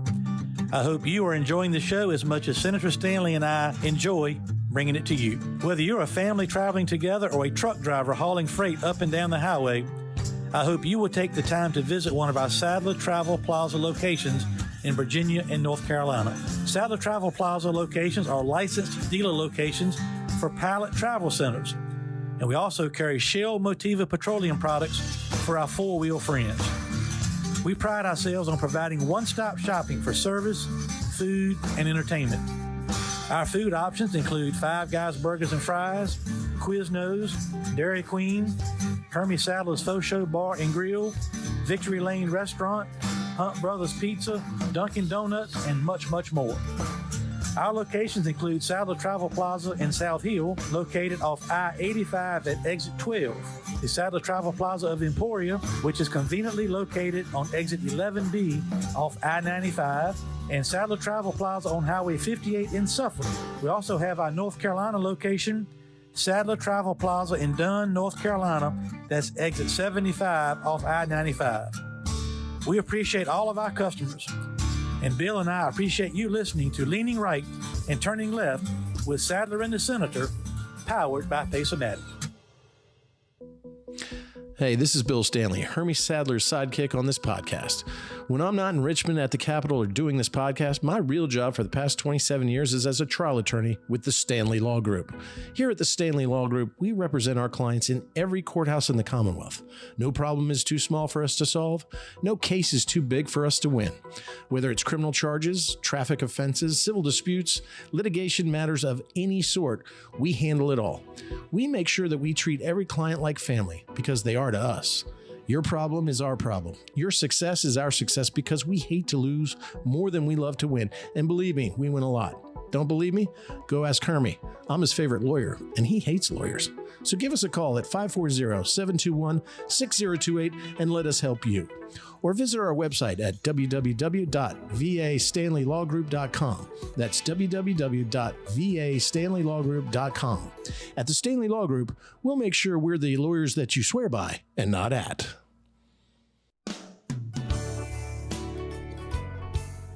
And we're back. I'm Virginia State Senator Bill Stanley, and I am still leaning right.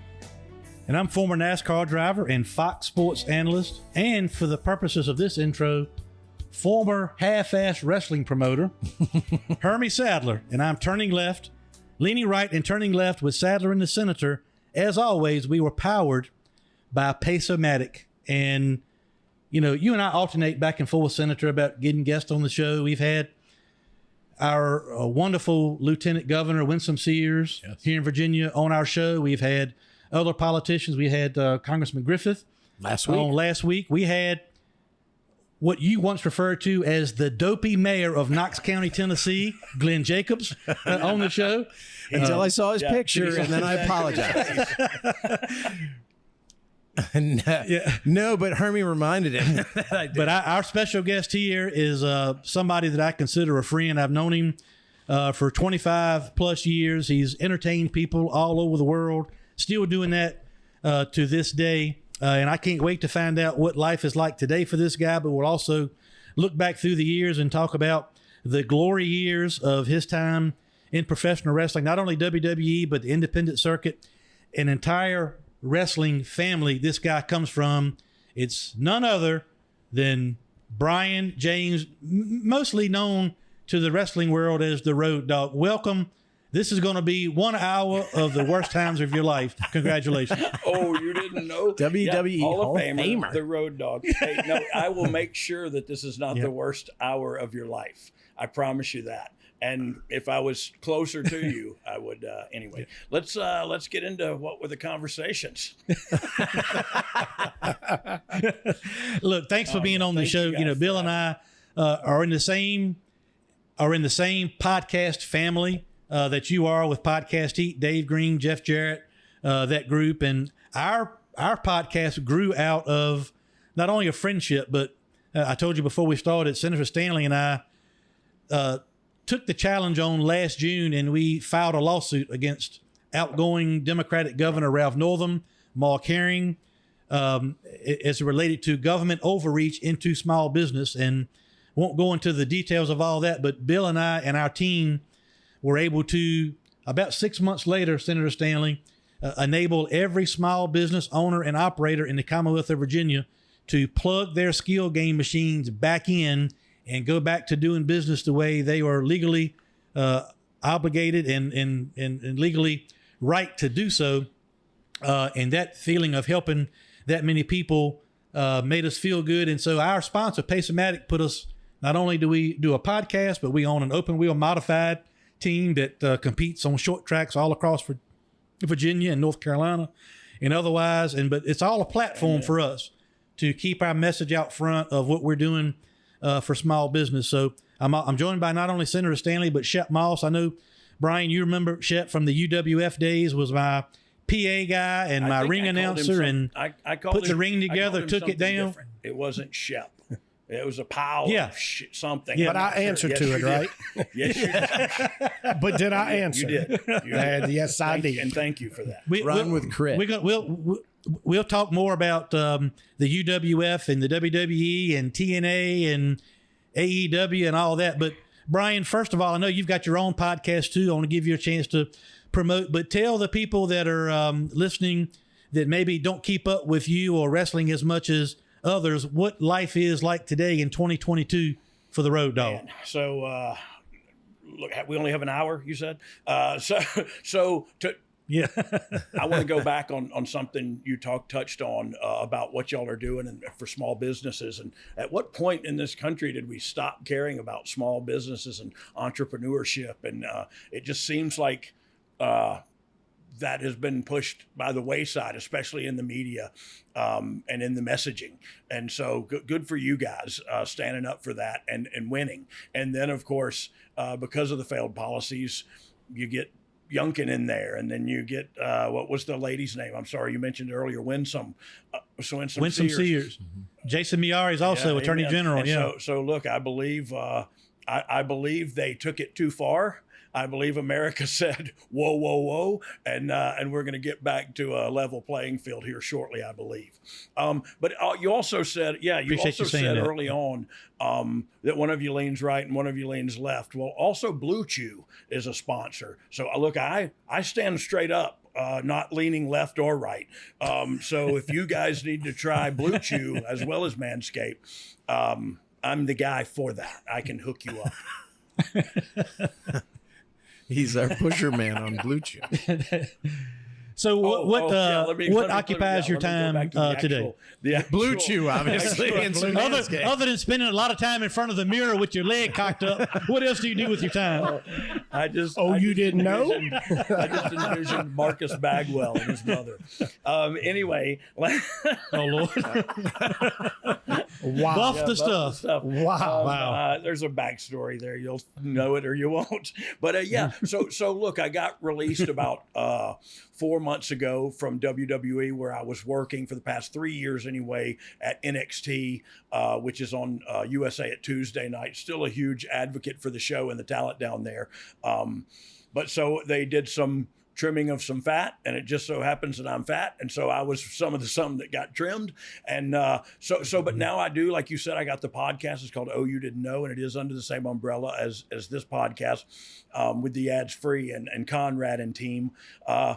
And I love doing that. It's very therapeutic for me. The podcast thing is all new to me, but it is cool to get to talk about stuff. And sometimes I get off of wrestling and talk about my anxiety or whatever. You know what I mean? It's a great platform for me to not only promote myself, but to get thoughts out of my head so they don't send me down dark paths that I've been down before.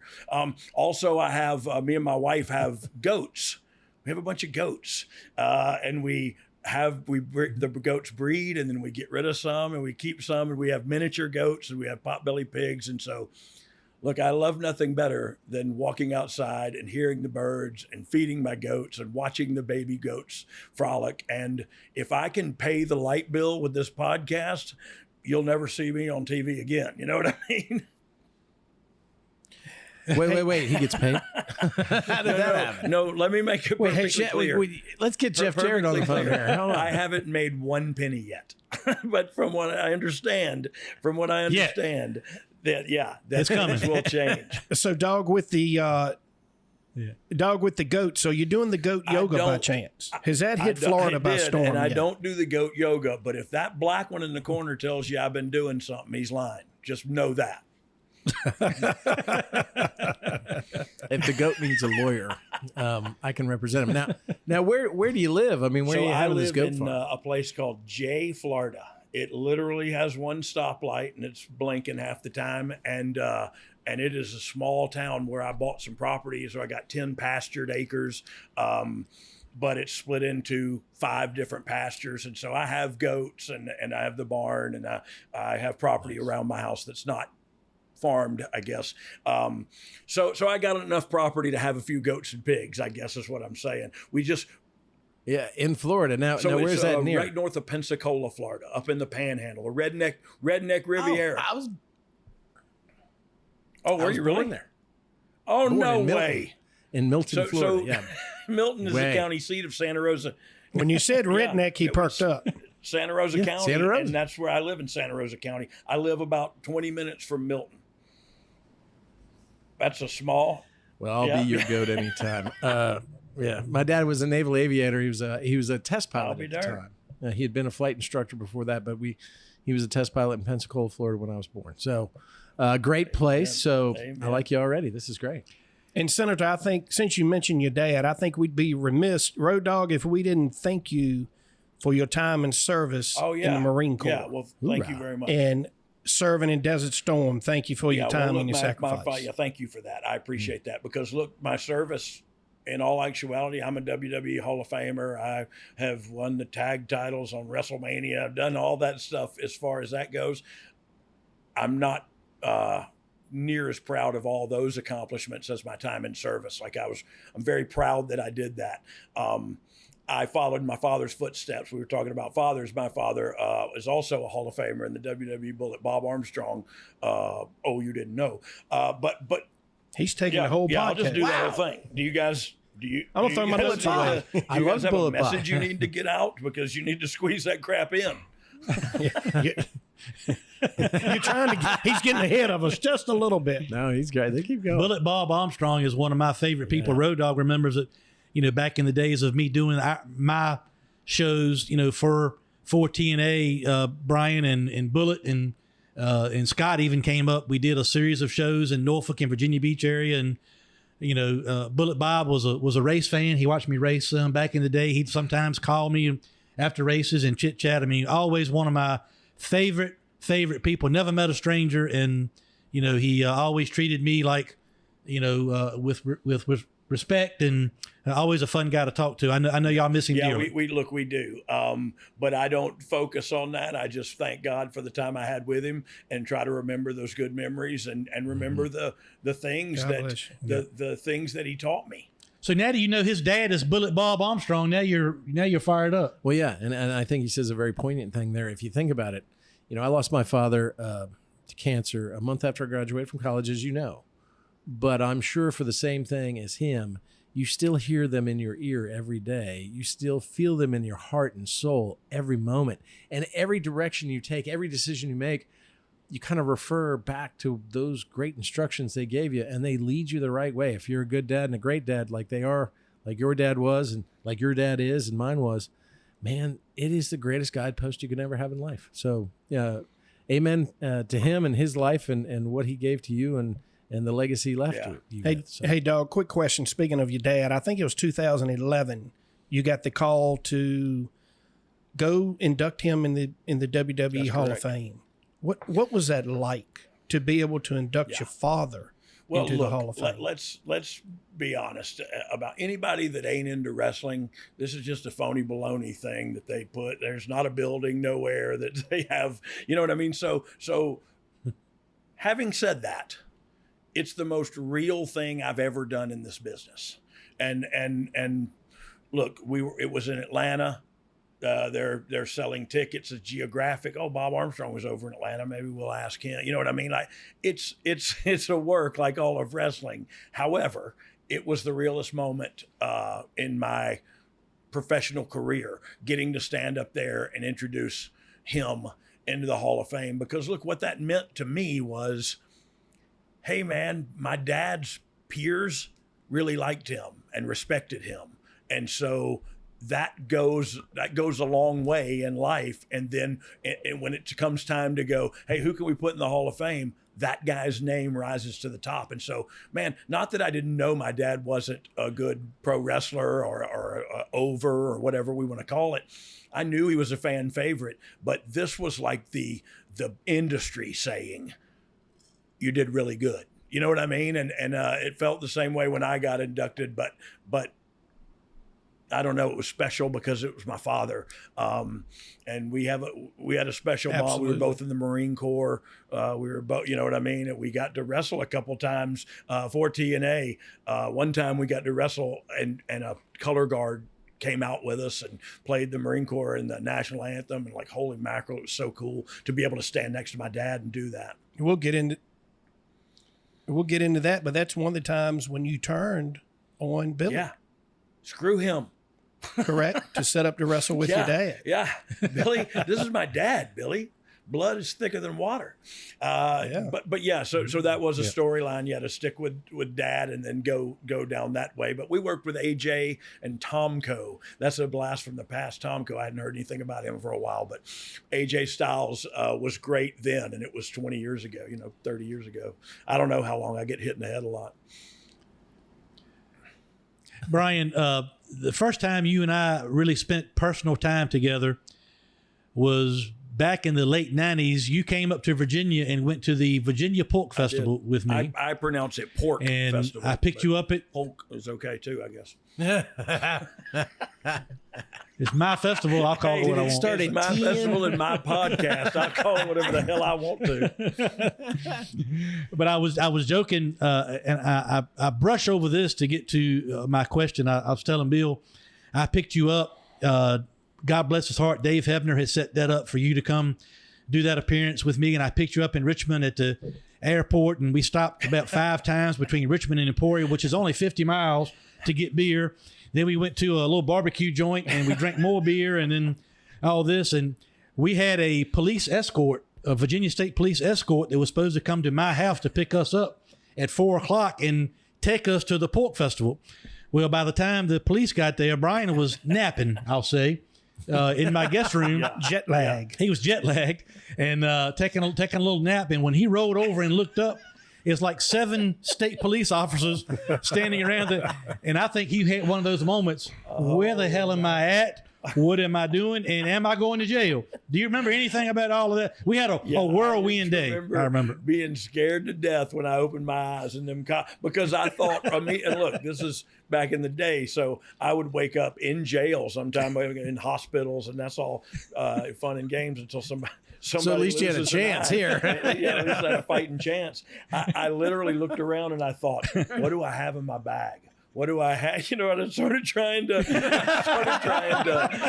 crisis control immediately. And then Hermie came. I remember a bag looked like Skittles. Yeah. Look, the reason a couple of them bags. But during that time, Brian, late 90s, early 2000s, just an unbelievable time in professional wrestling, but also those days with DX and you and Billy and X-Pac and that whole crowd there for about 5 years. Y'all were, one of the hottest attractions in all of wrestling. And I'm just curious, I know some of that was good. Some of it probably put a strain on your livelihood and those kind of things. But what do you remember, or what are you most thankful for, or what stands out to you the most about that 5, 6, 7 year period in your life when you were, in wrestling terms, on top of the world? Thank you for saying that first and foremost. But Hermie, I'm going to be honest, man. I don't remember a whole lot of it, and that to be true.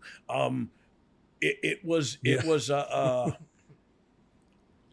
look, I'm thankful for that because I had to go through all that to get to here. But it was though I was making a ton of money, it was the lowest as far as being morally bankrupt or having a moral bank account. It's the lowest I ever was in my life.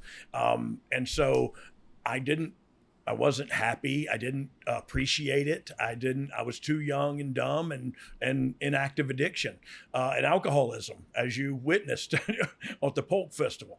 But so look, I loved the money. I loved the fame, but it all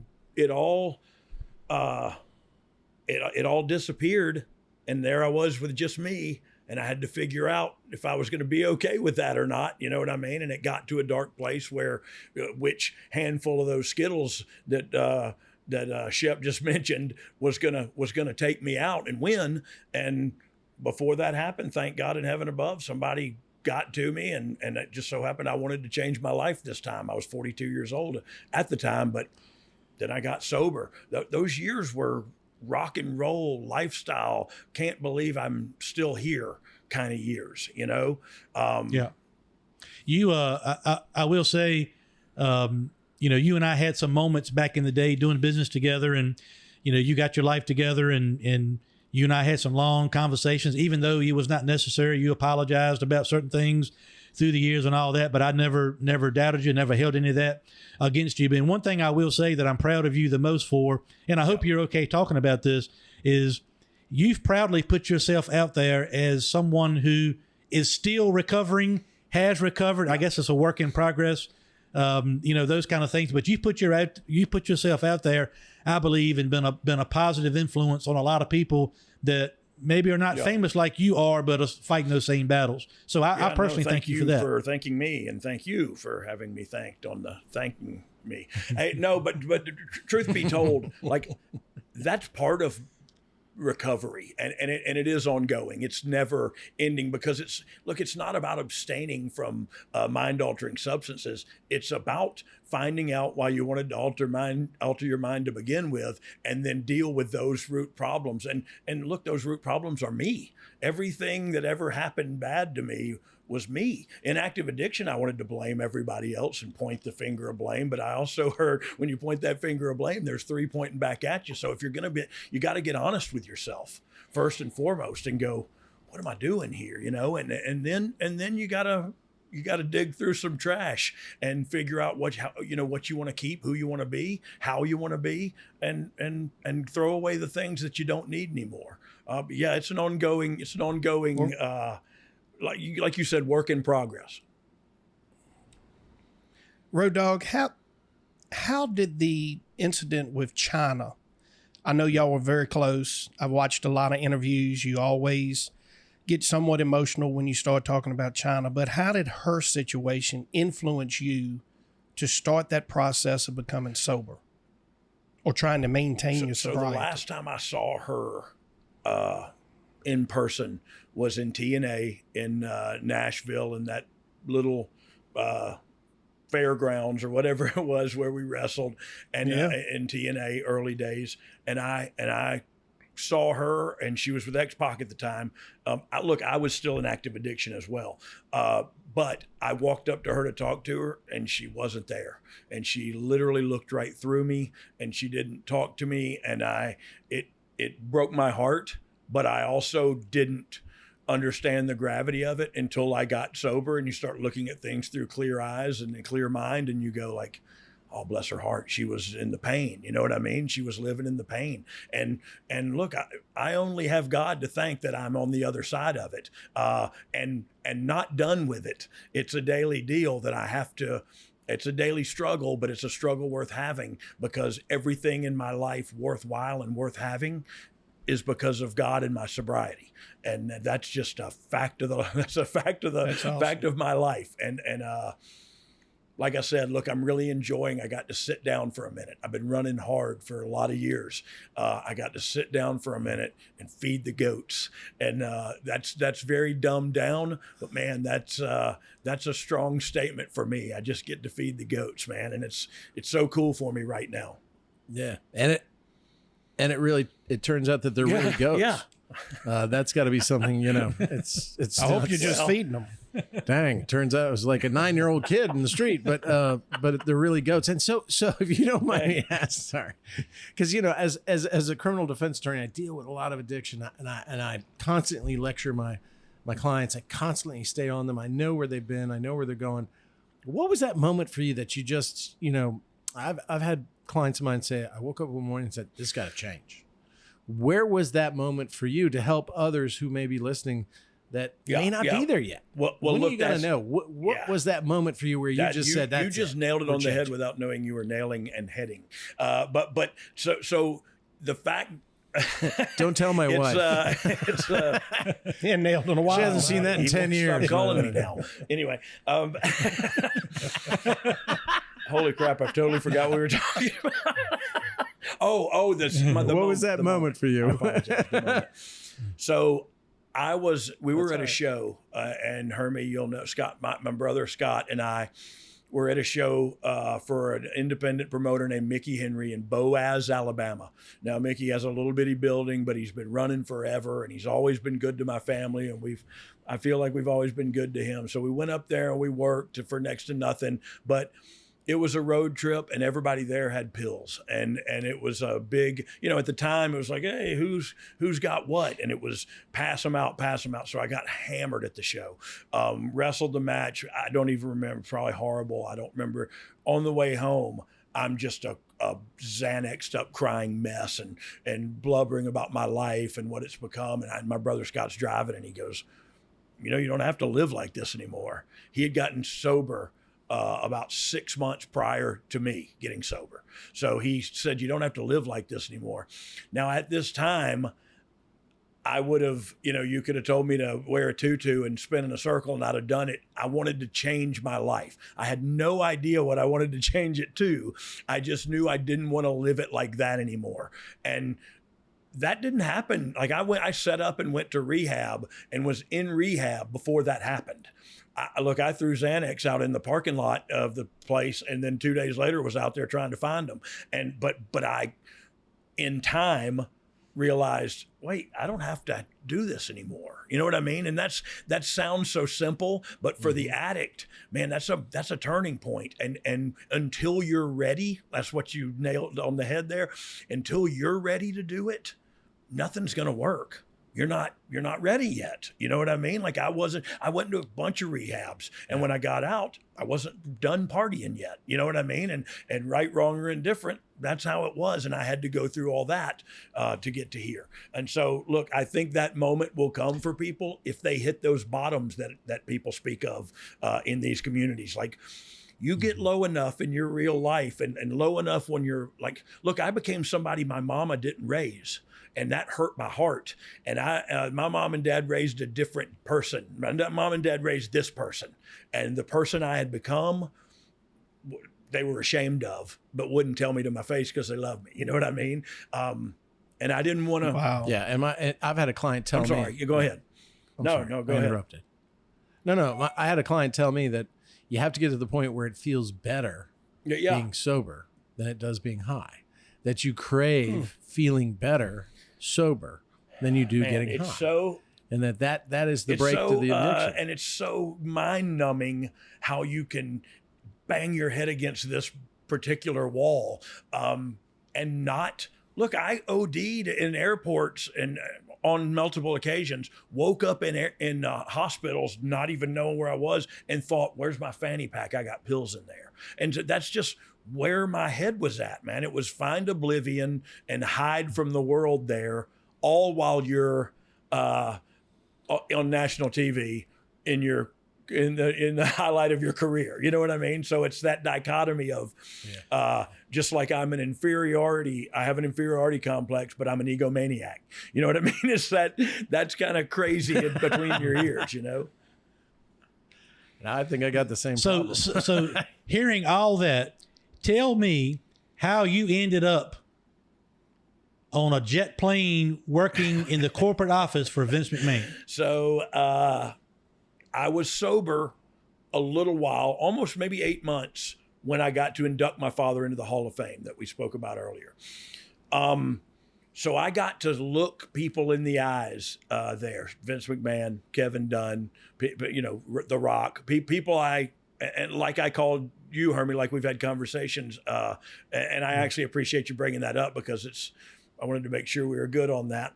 So I had to make amends to some people, and that gave me an opportunity to do it when I inducted my father. So about 6 months later, Hunter Hearst Helmsley, Triple H, called me and said, hey, remember how we used to kind of put together those backstages with DX back in the day? And I was like, heck yeah, that was a blast. It was funner than being a wrestler, was putting it together, you know? And he goes, yeah, you want to do that again? And I said, heck yeah, I want to do that again. He goes, all right, well, I'm trying to get you in here. So apparently he had to go to Vince McMahon 3 times before Vince would say, okay, hire him, but it's on you. Because look, I was a known drug addict. And he said, why would you hire a known drug addict? Like, you know who the guy is. And Hunter stood up for me and said, I think he's a different guy now, and I'm going to give him a chance. And so he brought me back, and next thing you know, old Jed's a millionaire. No. Next thing you know, I wasn't sure wasn't a millionaire, but I was riding in that $1 million plane and eating sushi at 35,000 feet, some of the best sushi you'll ever eat in your life. And me and Michael Hayes sitting in the back of that jet just going, what in the world is going on here? Which one of us is not like the other? But wait, let me ask you one question. Yeah. I don't know if you guys watch this TV show. It's like on cable. It's called The Dark Side of the Ring. They have one episode where there's this famous plane flight, I think from Europe to the United States, where total mayhem and chaos goes on, including Ric Flair showing his Manscaped. His Yeah, that's all it was, Showing his from what I Manscaped. understand. Were you on was that a plane? Manscaped commercial gone wrong. Very wrong. So I Were was you not on that plane? by chance, Thank or- goodness I was not. I have been on other planes where things have gone similarly haywire. But look, 9 times out of 10, they're this sounds horrible. 9 times out of 10, they're charter planes, and what just happens in Vegas stays in Vegas, you know. And that was apparently Or shows wasn't up the on case a, here. on a sci-fi. Yeah, and look, Hey, look, It's yeah, a it was crazy a crazy episode. episode. One of these years, probably around 2000, 2001, during hunting season, JBL and Ron Simmons and bless his heart, Big Boss Man, they all come spend a week with me deer hunting. And then we had a big party that Saturday night. And my mom comes to me like outside. My mom comes by and she says, "Son, I just don't understand." I said, "What is it, Mama?" She said, "This friend of yours, the caterers are here setting up the food, and this friend of yours is riding the 4-wheeler naked around the farm." He had cowboy boots And on. it was Bradshaw. Bradshaw. He had his boots. Nothing on but his cowboy boots. And Mama says, "Hermie, I love your friend, but I just don't understand." I was like, "Mama, Nobody does. What am I supposed to do? yeah." And but just I keep looking at him, but I can't. Mama, stop looking. Here he comes again. Hey, I look, can't so, take my eyes Can I ask off a him. question? so before we get off the Vince thing, and you can say no comment if you want to. Obviously, Vince has been back in the news over the last couple of weeks about some allegations, and that's what they are at this point. Allegations. I'm sure you've heard of them. Do you have a comment on them? Want to stay away from them? Have any thoughts on them, or what's your take on that? Like, it doesn't matter what I think. It's a legal issue, and it's going to get played out in the courts. Let's ask the podcast lawyer, Shep Moss. Shep, what do you think about that? Well, look, I wasn't part of the Voodoo Ken Mafia, so I don't want to make a comment on that. Yeah, You remember those do days remember in those TNA? days. Now, but wasn't that kind of a cool time where you could really maybe Oh, yeah. take some Yeah, shots look, and so tongue in doing, cheek back doing and my forth and, podcast, you you didn't know on Apple and Spotify. That we actually Sponsored by Yes, Manscaped. and Blue Chew and Rectangle And Blue Chew. And Blue Chew. Chili Sleep. I think there's another one somewhere too. Car Shield. The hell? car shield. So is Manscaped what happened to your head yes. up there? You Yes. used to have the braids. You I'm just manscaping going now? bald, and so Okay. then you have to scape around the bald spot. It's like a baseball diamond, really, up top. What were we talking about a second ago?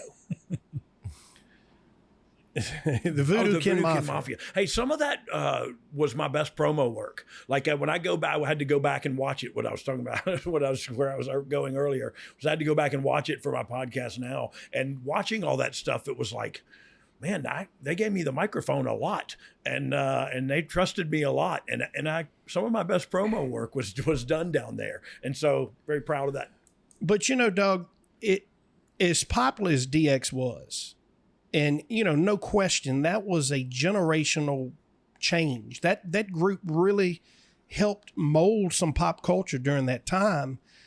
But it really wasn't the wrestling, in my opinion. You have been revered by many of your friends and coworkers as one of the greatest mic workers of all time. To me, your work on the mic is what made DX fun to watch, not necessarily just inside the ropes. 100%. And look, if it was left up to wrestling, I'd be, I don't know, I'd be somewhere else but sitting here talking to y'all. Other than I will say, Brian, I showed Senator Stanley a clip of you doing a pump handle slam on X-Pac with a few extra gyrations in between, and he was really he was really impressed with that. In fact, getters. You know what I mean? You got to get their attention, and it's more. Hey, and it's more about power. misdemeanors. More about power than anything. Only if it's a goat. Only if it's a goat. Misdemeanor. A misdemeanor. Actually, I think Hey, that'd be a good name for it, a misdemeanor. Wait. I think we have the tape on this one, and it's so important. After I saw it, I had to watch it. I watched every second of it 42 times just to make sure I had it right. So now we have at least the video here. Well, we saw it anyway. All right, yeah, it was great. How did it look? Was I killing him? You got him. We're all going to watch it. He was taking it like a man. We're going to watch it in slow mo. I think today. Well done, today's Brad. His birthday. But Dog, my question. Xbox birthday is today. Oh, really? Yeah, but look, I wanted so. to circle back around when Well, you happy were birthday to Xbox. you were the spotlight on my opinion. Do you think of he DX. puts out the candles with a pump handle slammer? But you started out as a jobber, wearing a mask. I think you were called the Dark Secret. Yes, so sir. Wait. What's a jobber? Tell him what a jobber is. It's not my. Tell him, just a guy that gets beat every night. It's the one guy. I don't know if you watched wrestling when you were young, but it's the one all guy, the time. The Mulkey brothers or the George South or Mike Jackson on Georgia Championship Wrestling. But it's the guy the that Bronx shows up. Brawler. Yeah, the Brooklyn Brawler. All of those kinds. They'll show up. They'll get paid. They'll get beat by the star, and they'll come back next time and do the same thing. And that's okay. Kind of like that. Kind of like the Washington Generals of the Harlem Globetrotters. Yeah, but how fun was it to be? Right. How fun was it to be that masked wrestler where people didn't know where it was? I guess it probably gave you some time to really maybe start developing a character in your mind where you wanted to go with it, and especially you had with some how anonymity. Especially with how my physicality or how my what my move set would be. I didn't have a move set. I don't know what the crap that is. I hate myself for saying it. But I just, there is that anonymity, and you can feel a little freer, and you can, and I was working in a company where my dad was one of the bookers, and my brothers all worked there too. So I was having a blast. Was that Smoky Mountain? Yeah, Smoky Mountain. Look, I did it in WCW too, as Brian Armstrong, and I worked with Brad and Scott and Steve, all doing jobs for WCW. I'm kind of proud that that's where I started, because I know some people who are second generation guys that come in and don't start there, and they get looked at differently. And so even if it's just for optics, I'm glad that's where I started. Well, then that finally led you into getting teamed up with Jeff Jarrett. Oh yeah. that was the moment right there when I had a tryout for WWE in Lowell, Massachusetts, and I went down in the studio, and this is kind of along the same lines of the questioning that you brought up a little while ago. I went down in the basement of that place with Bruce Pritchard, Vince McMahon, Gerald Briscoe, I think Shane McMahon was there, and Max Payne, Man Mountain Rock in the WWF, played acoustic guitar, and I sang some songs. And then later that night I had a wrestling match, and they hired me, and they said, "We want to put you with Jeff." They told me the whole story, the Milli Vanilli angle, the whole deal, and I was like, for those of you that don't know, Jeff was like a country star, come to WWF to be a big wrestling star, and he was going to sing a song, and I really sang the song, and so it was going to be a big Milli Vanilli deal that I thought was really interesting. It ended up getting blown up because of my life choices, but it was going to be pretty cool. The rest is history. We hooked up with Jeff, and we were a really good package. For 9 months, he held the Intercontinental title, and I helped him hold on to it by cheating on the outside. So yeah, that was a big notch in my belt to be teamed up with him. Now I see you today. You're back on social media, which I appreciate, and you're making comments about wrestling shows on TV and talking about matches and storylines and things of that nature. Do you still have an itch or desire at some point in time to get back involved with a wrestling organization? Because look, you've got a lifetime full of knowledge and talent that looks like to me somebody could use if you, in your situation, wanted to do something like that. Yeah. Well, look, I appreciate you bringing it up because I take every opportunity I can to scream it from the mountaintops. I ain't retired. I'm unemployed. I do have a lot of experience. Over the last 10 years, man, television experience in the biggest entertainment conglomerate, in the world. And so I do have something to offer. I am in talks with a couple of people, but look, I'd love to do it in the WWE. I'd love to do it at AEW. I'd love to try How to about help. the UWF? Is that UWF is shut down permanently and completely. If I want to stay living at home in Emporia, Virginia, married and in home. we got the IFTA sticker We fixed, can make and it then a he shuts skill it game down. wrestling cage match kind of deal and take it on the road in the rural areas where skill games are. oh yeah. I was trying, dog. I know. I appreciate it too. But you if the right opportunity came along, you would be interested in getting more involved back with a big promotion. behind the scenes. I don't want to. I'm good. I'm fat. I'm old. I don't feel good. My knees hurt. My back hurts. I don't want to get in there and fall down no more. But yeah, I work. I actually think, to your point earlier, I have more to offer behind the scenes than I do in front of them. Just like I had more to offer in the charisma / promo category than I did wrestling ability. You know what I mean? And I think that's. Look, the perfect example to me was Daniel Bryan. If anybody knows Daniel Bryan, he was a great professional wrestler. Well, then he got teamed up with Kane and they held Team Hell No. Then they had to go to, anger management classes together. It was a whole big storyline of developing his character.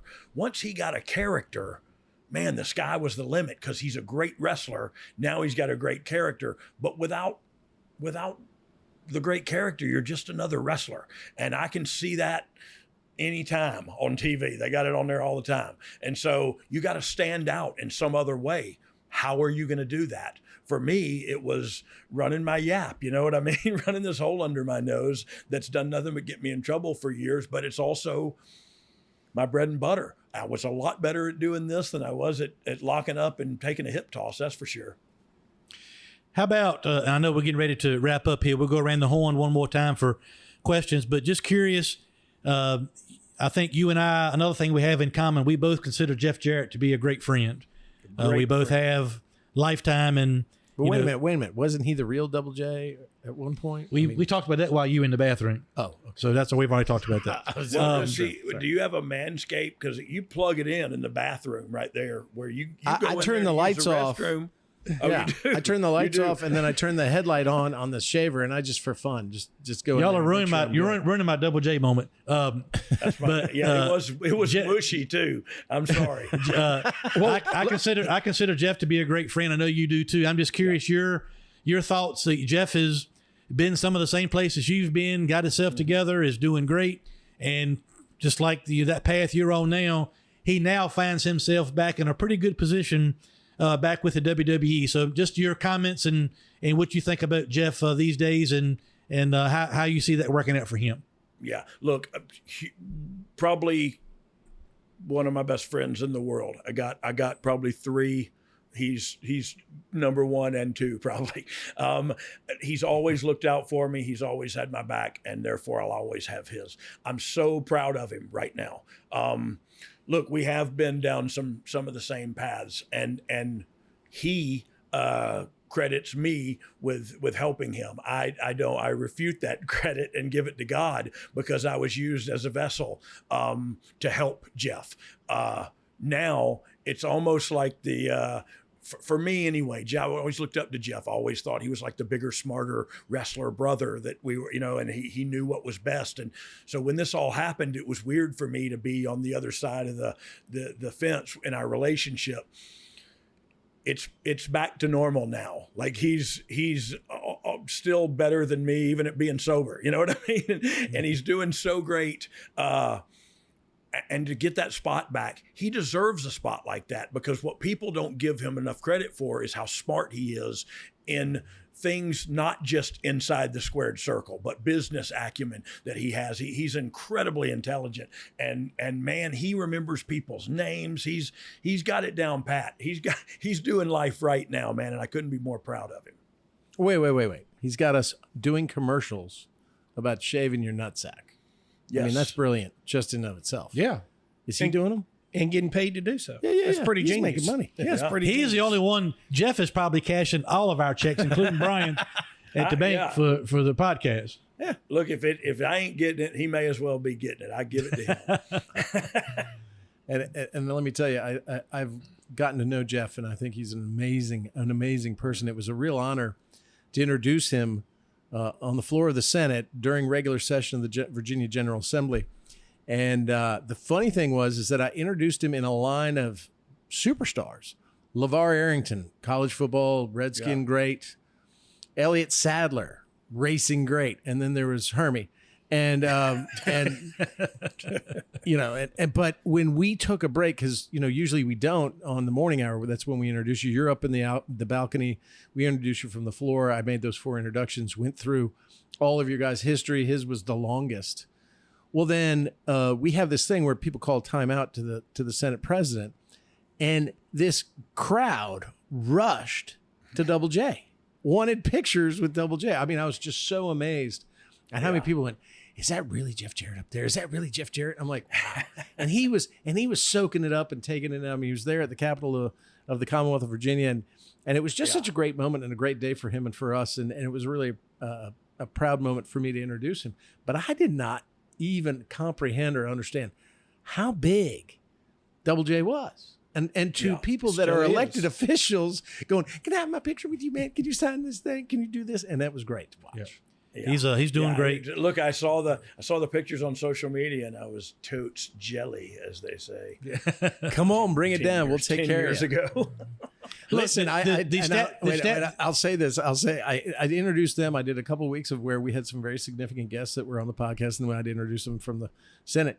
And so every Monday or Tuesday, they go, all right, Stanley, who are you going to top, Double J with?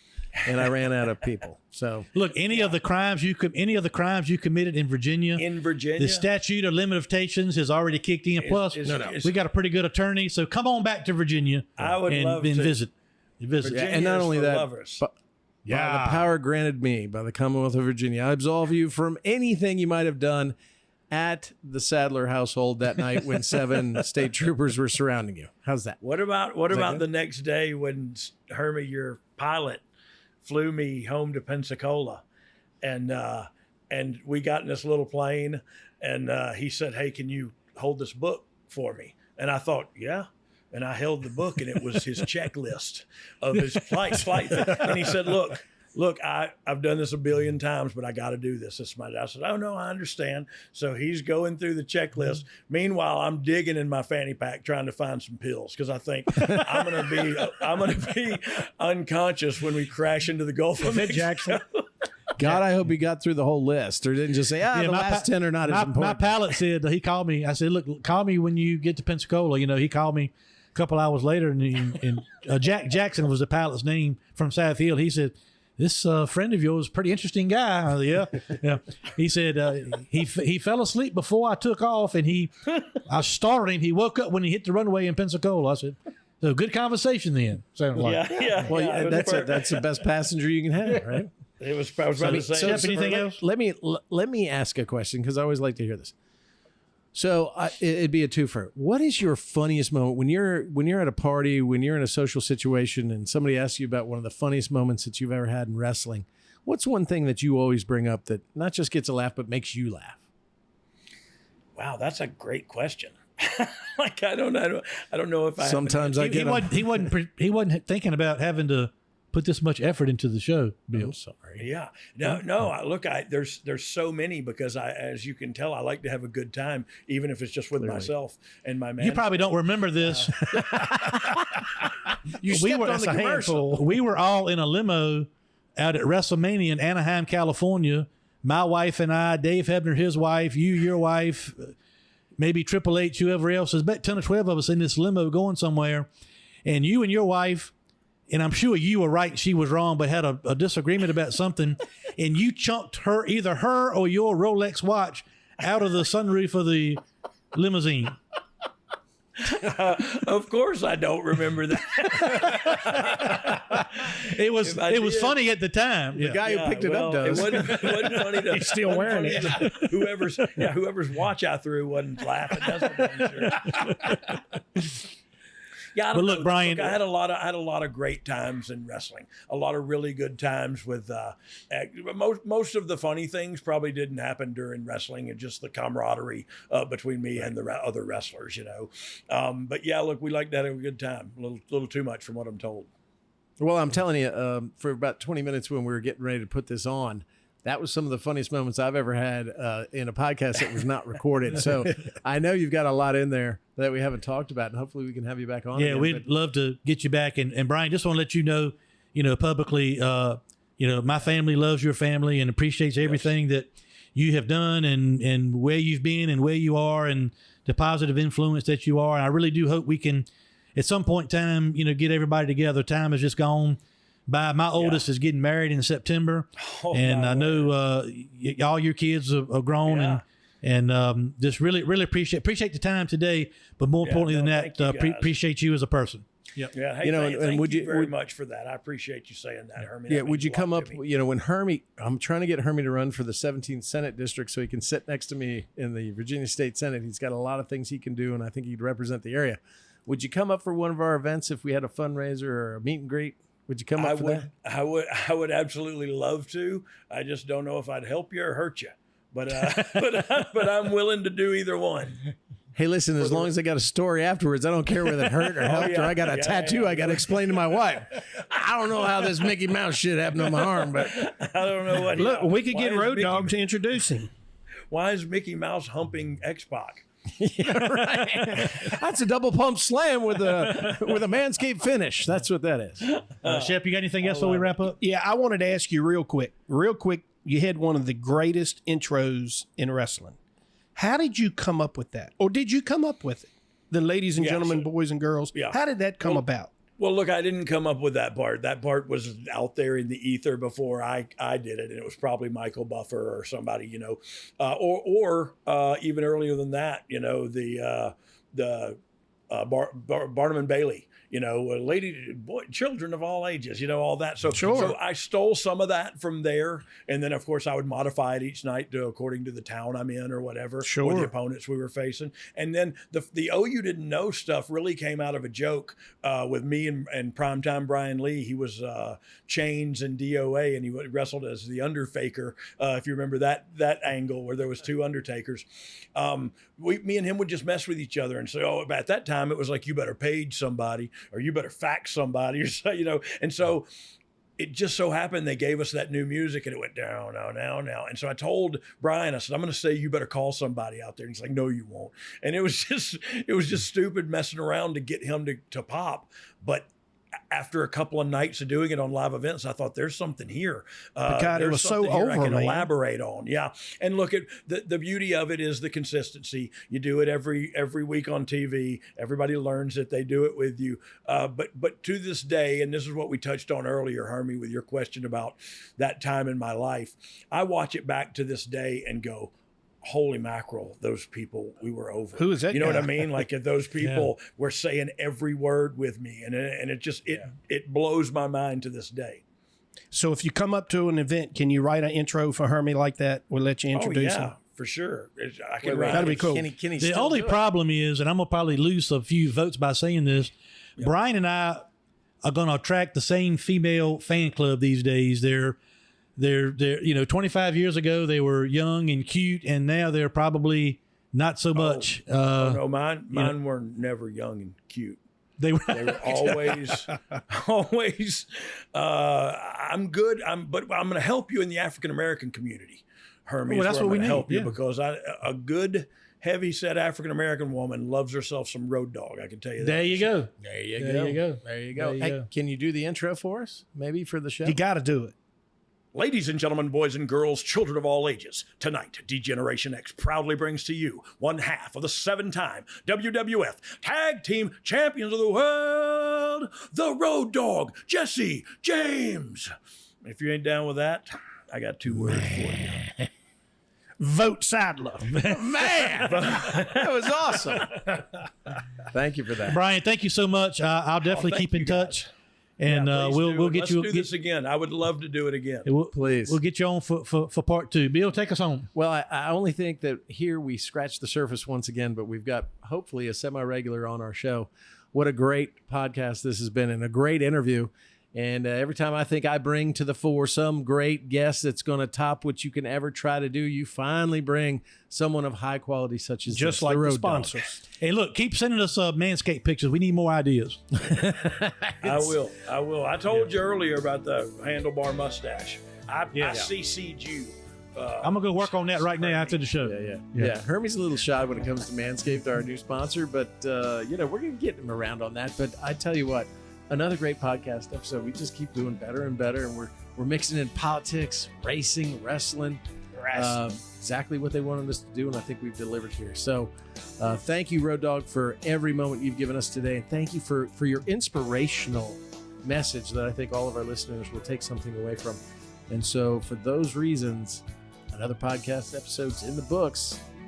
I'm leaning right. I'm Virginia State Senator Bill Stanley. And I'm Hermie Sadler, and I'm turning left. This is Leaning Right and Turning Left with Sadler and the Senator, powered by Pace-O-Matic. We'll see you next week. Ladies and gentlemen, children of all ages.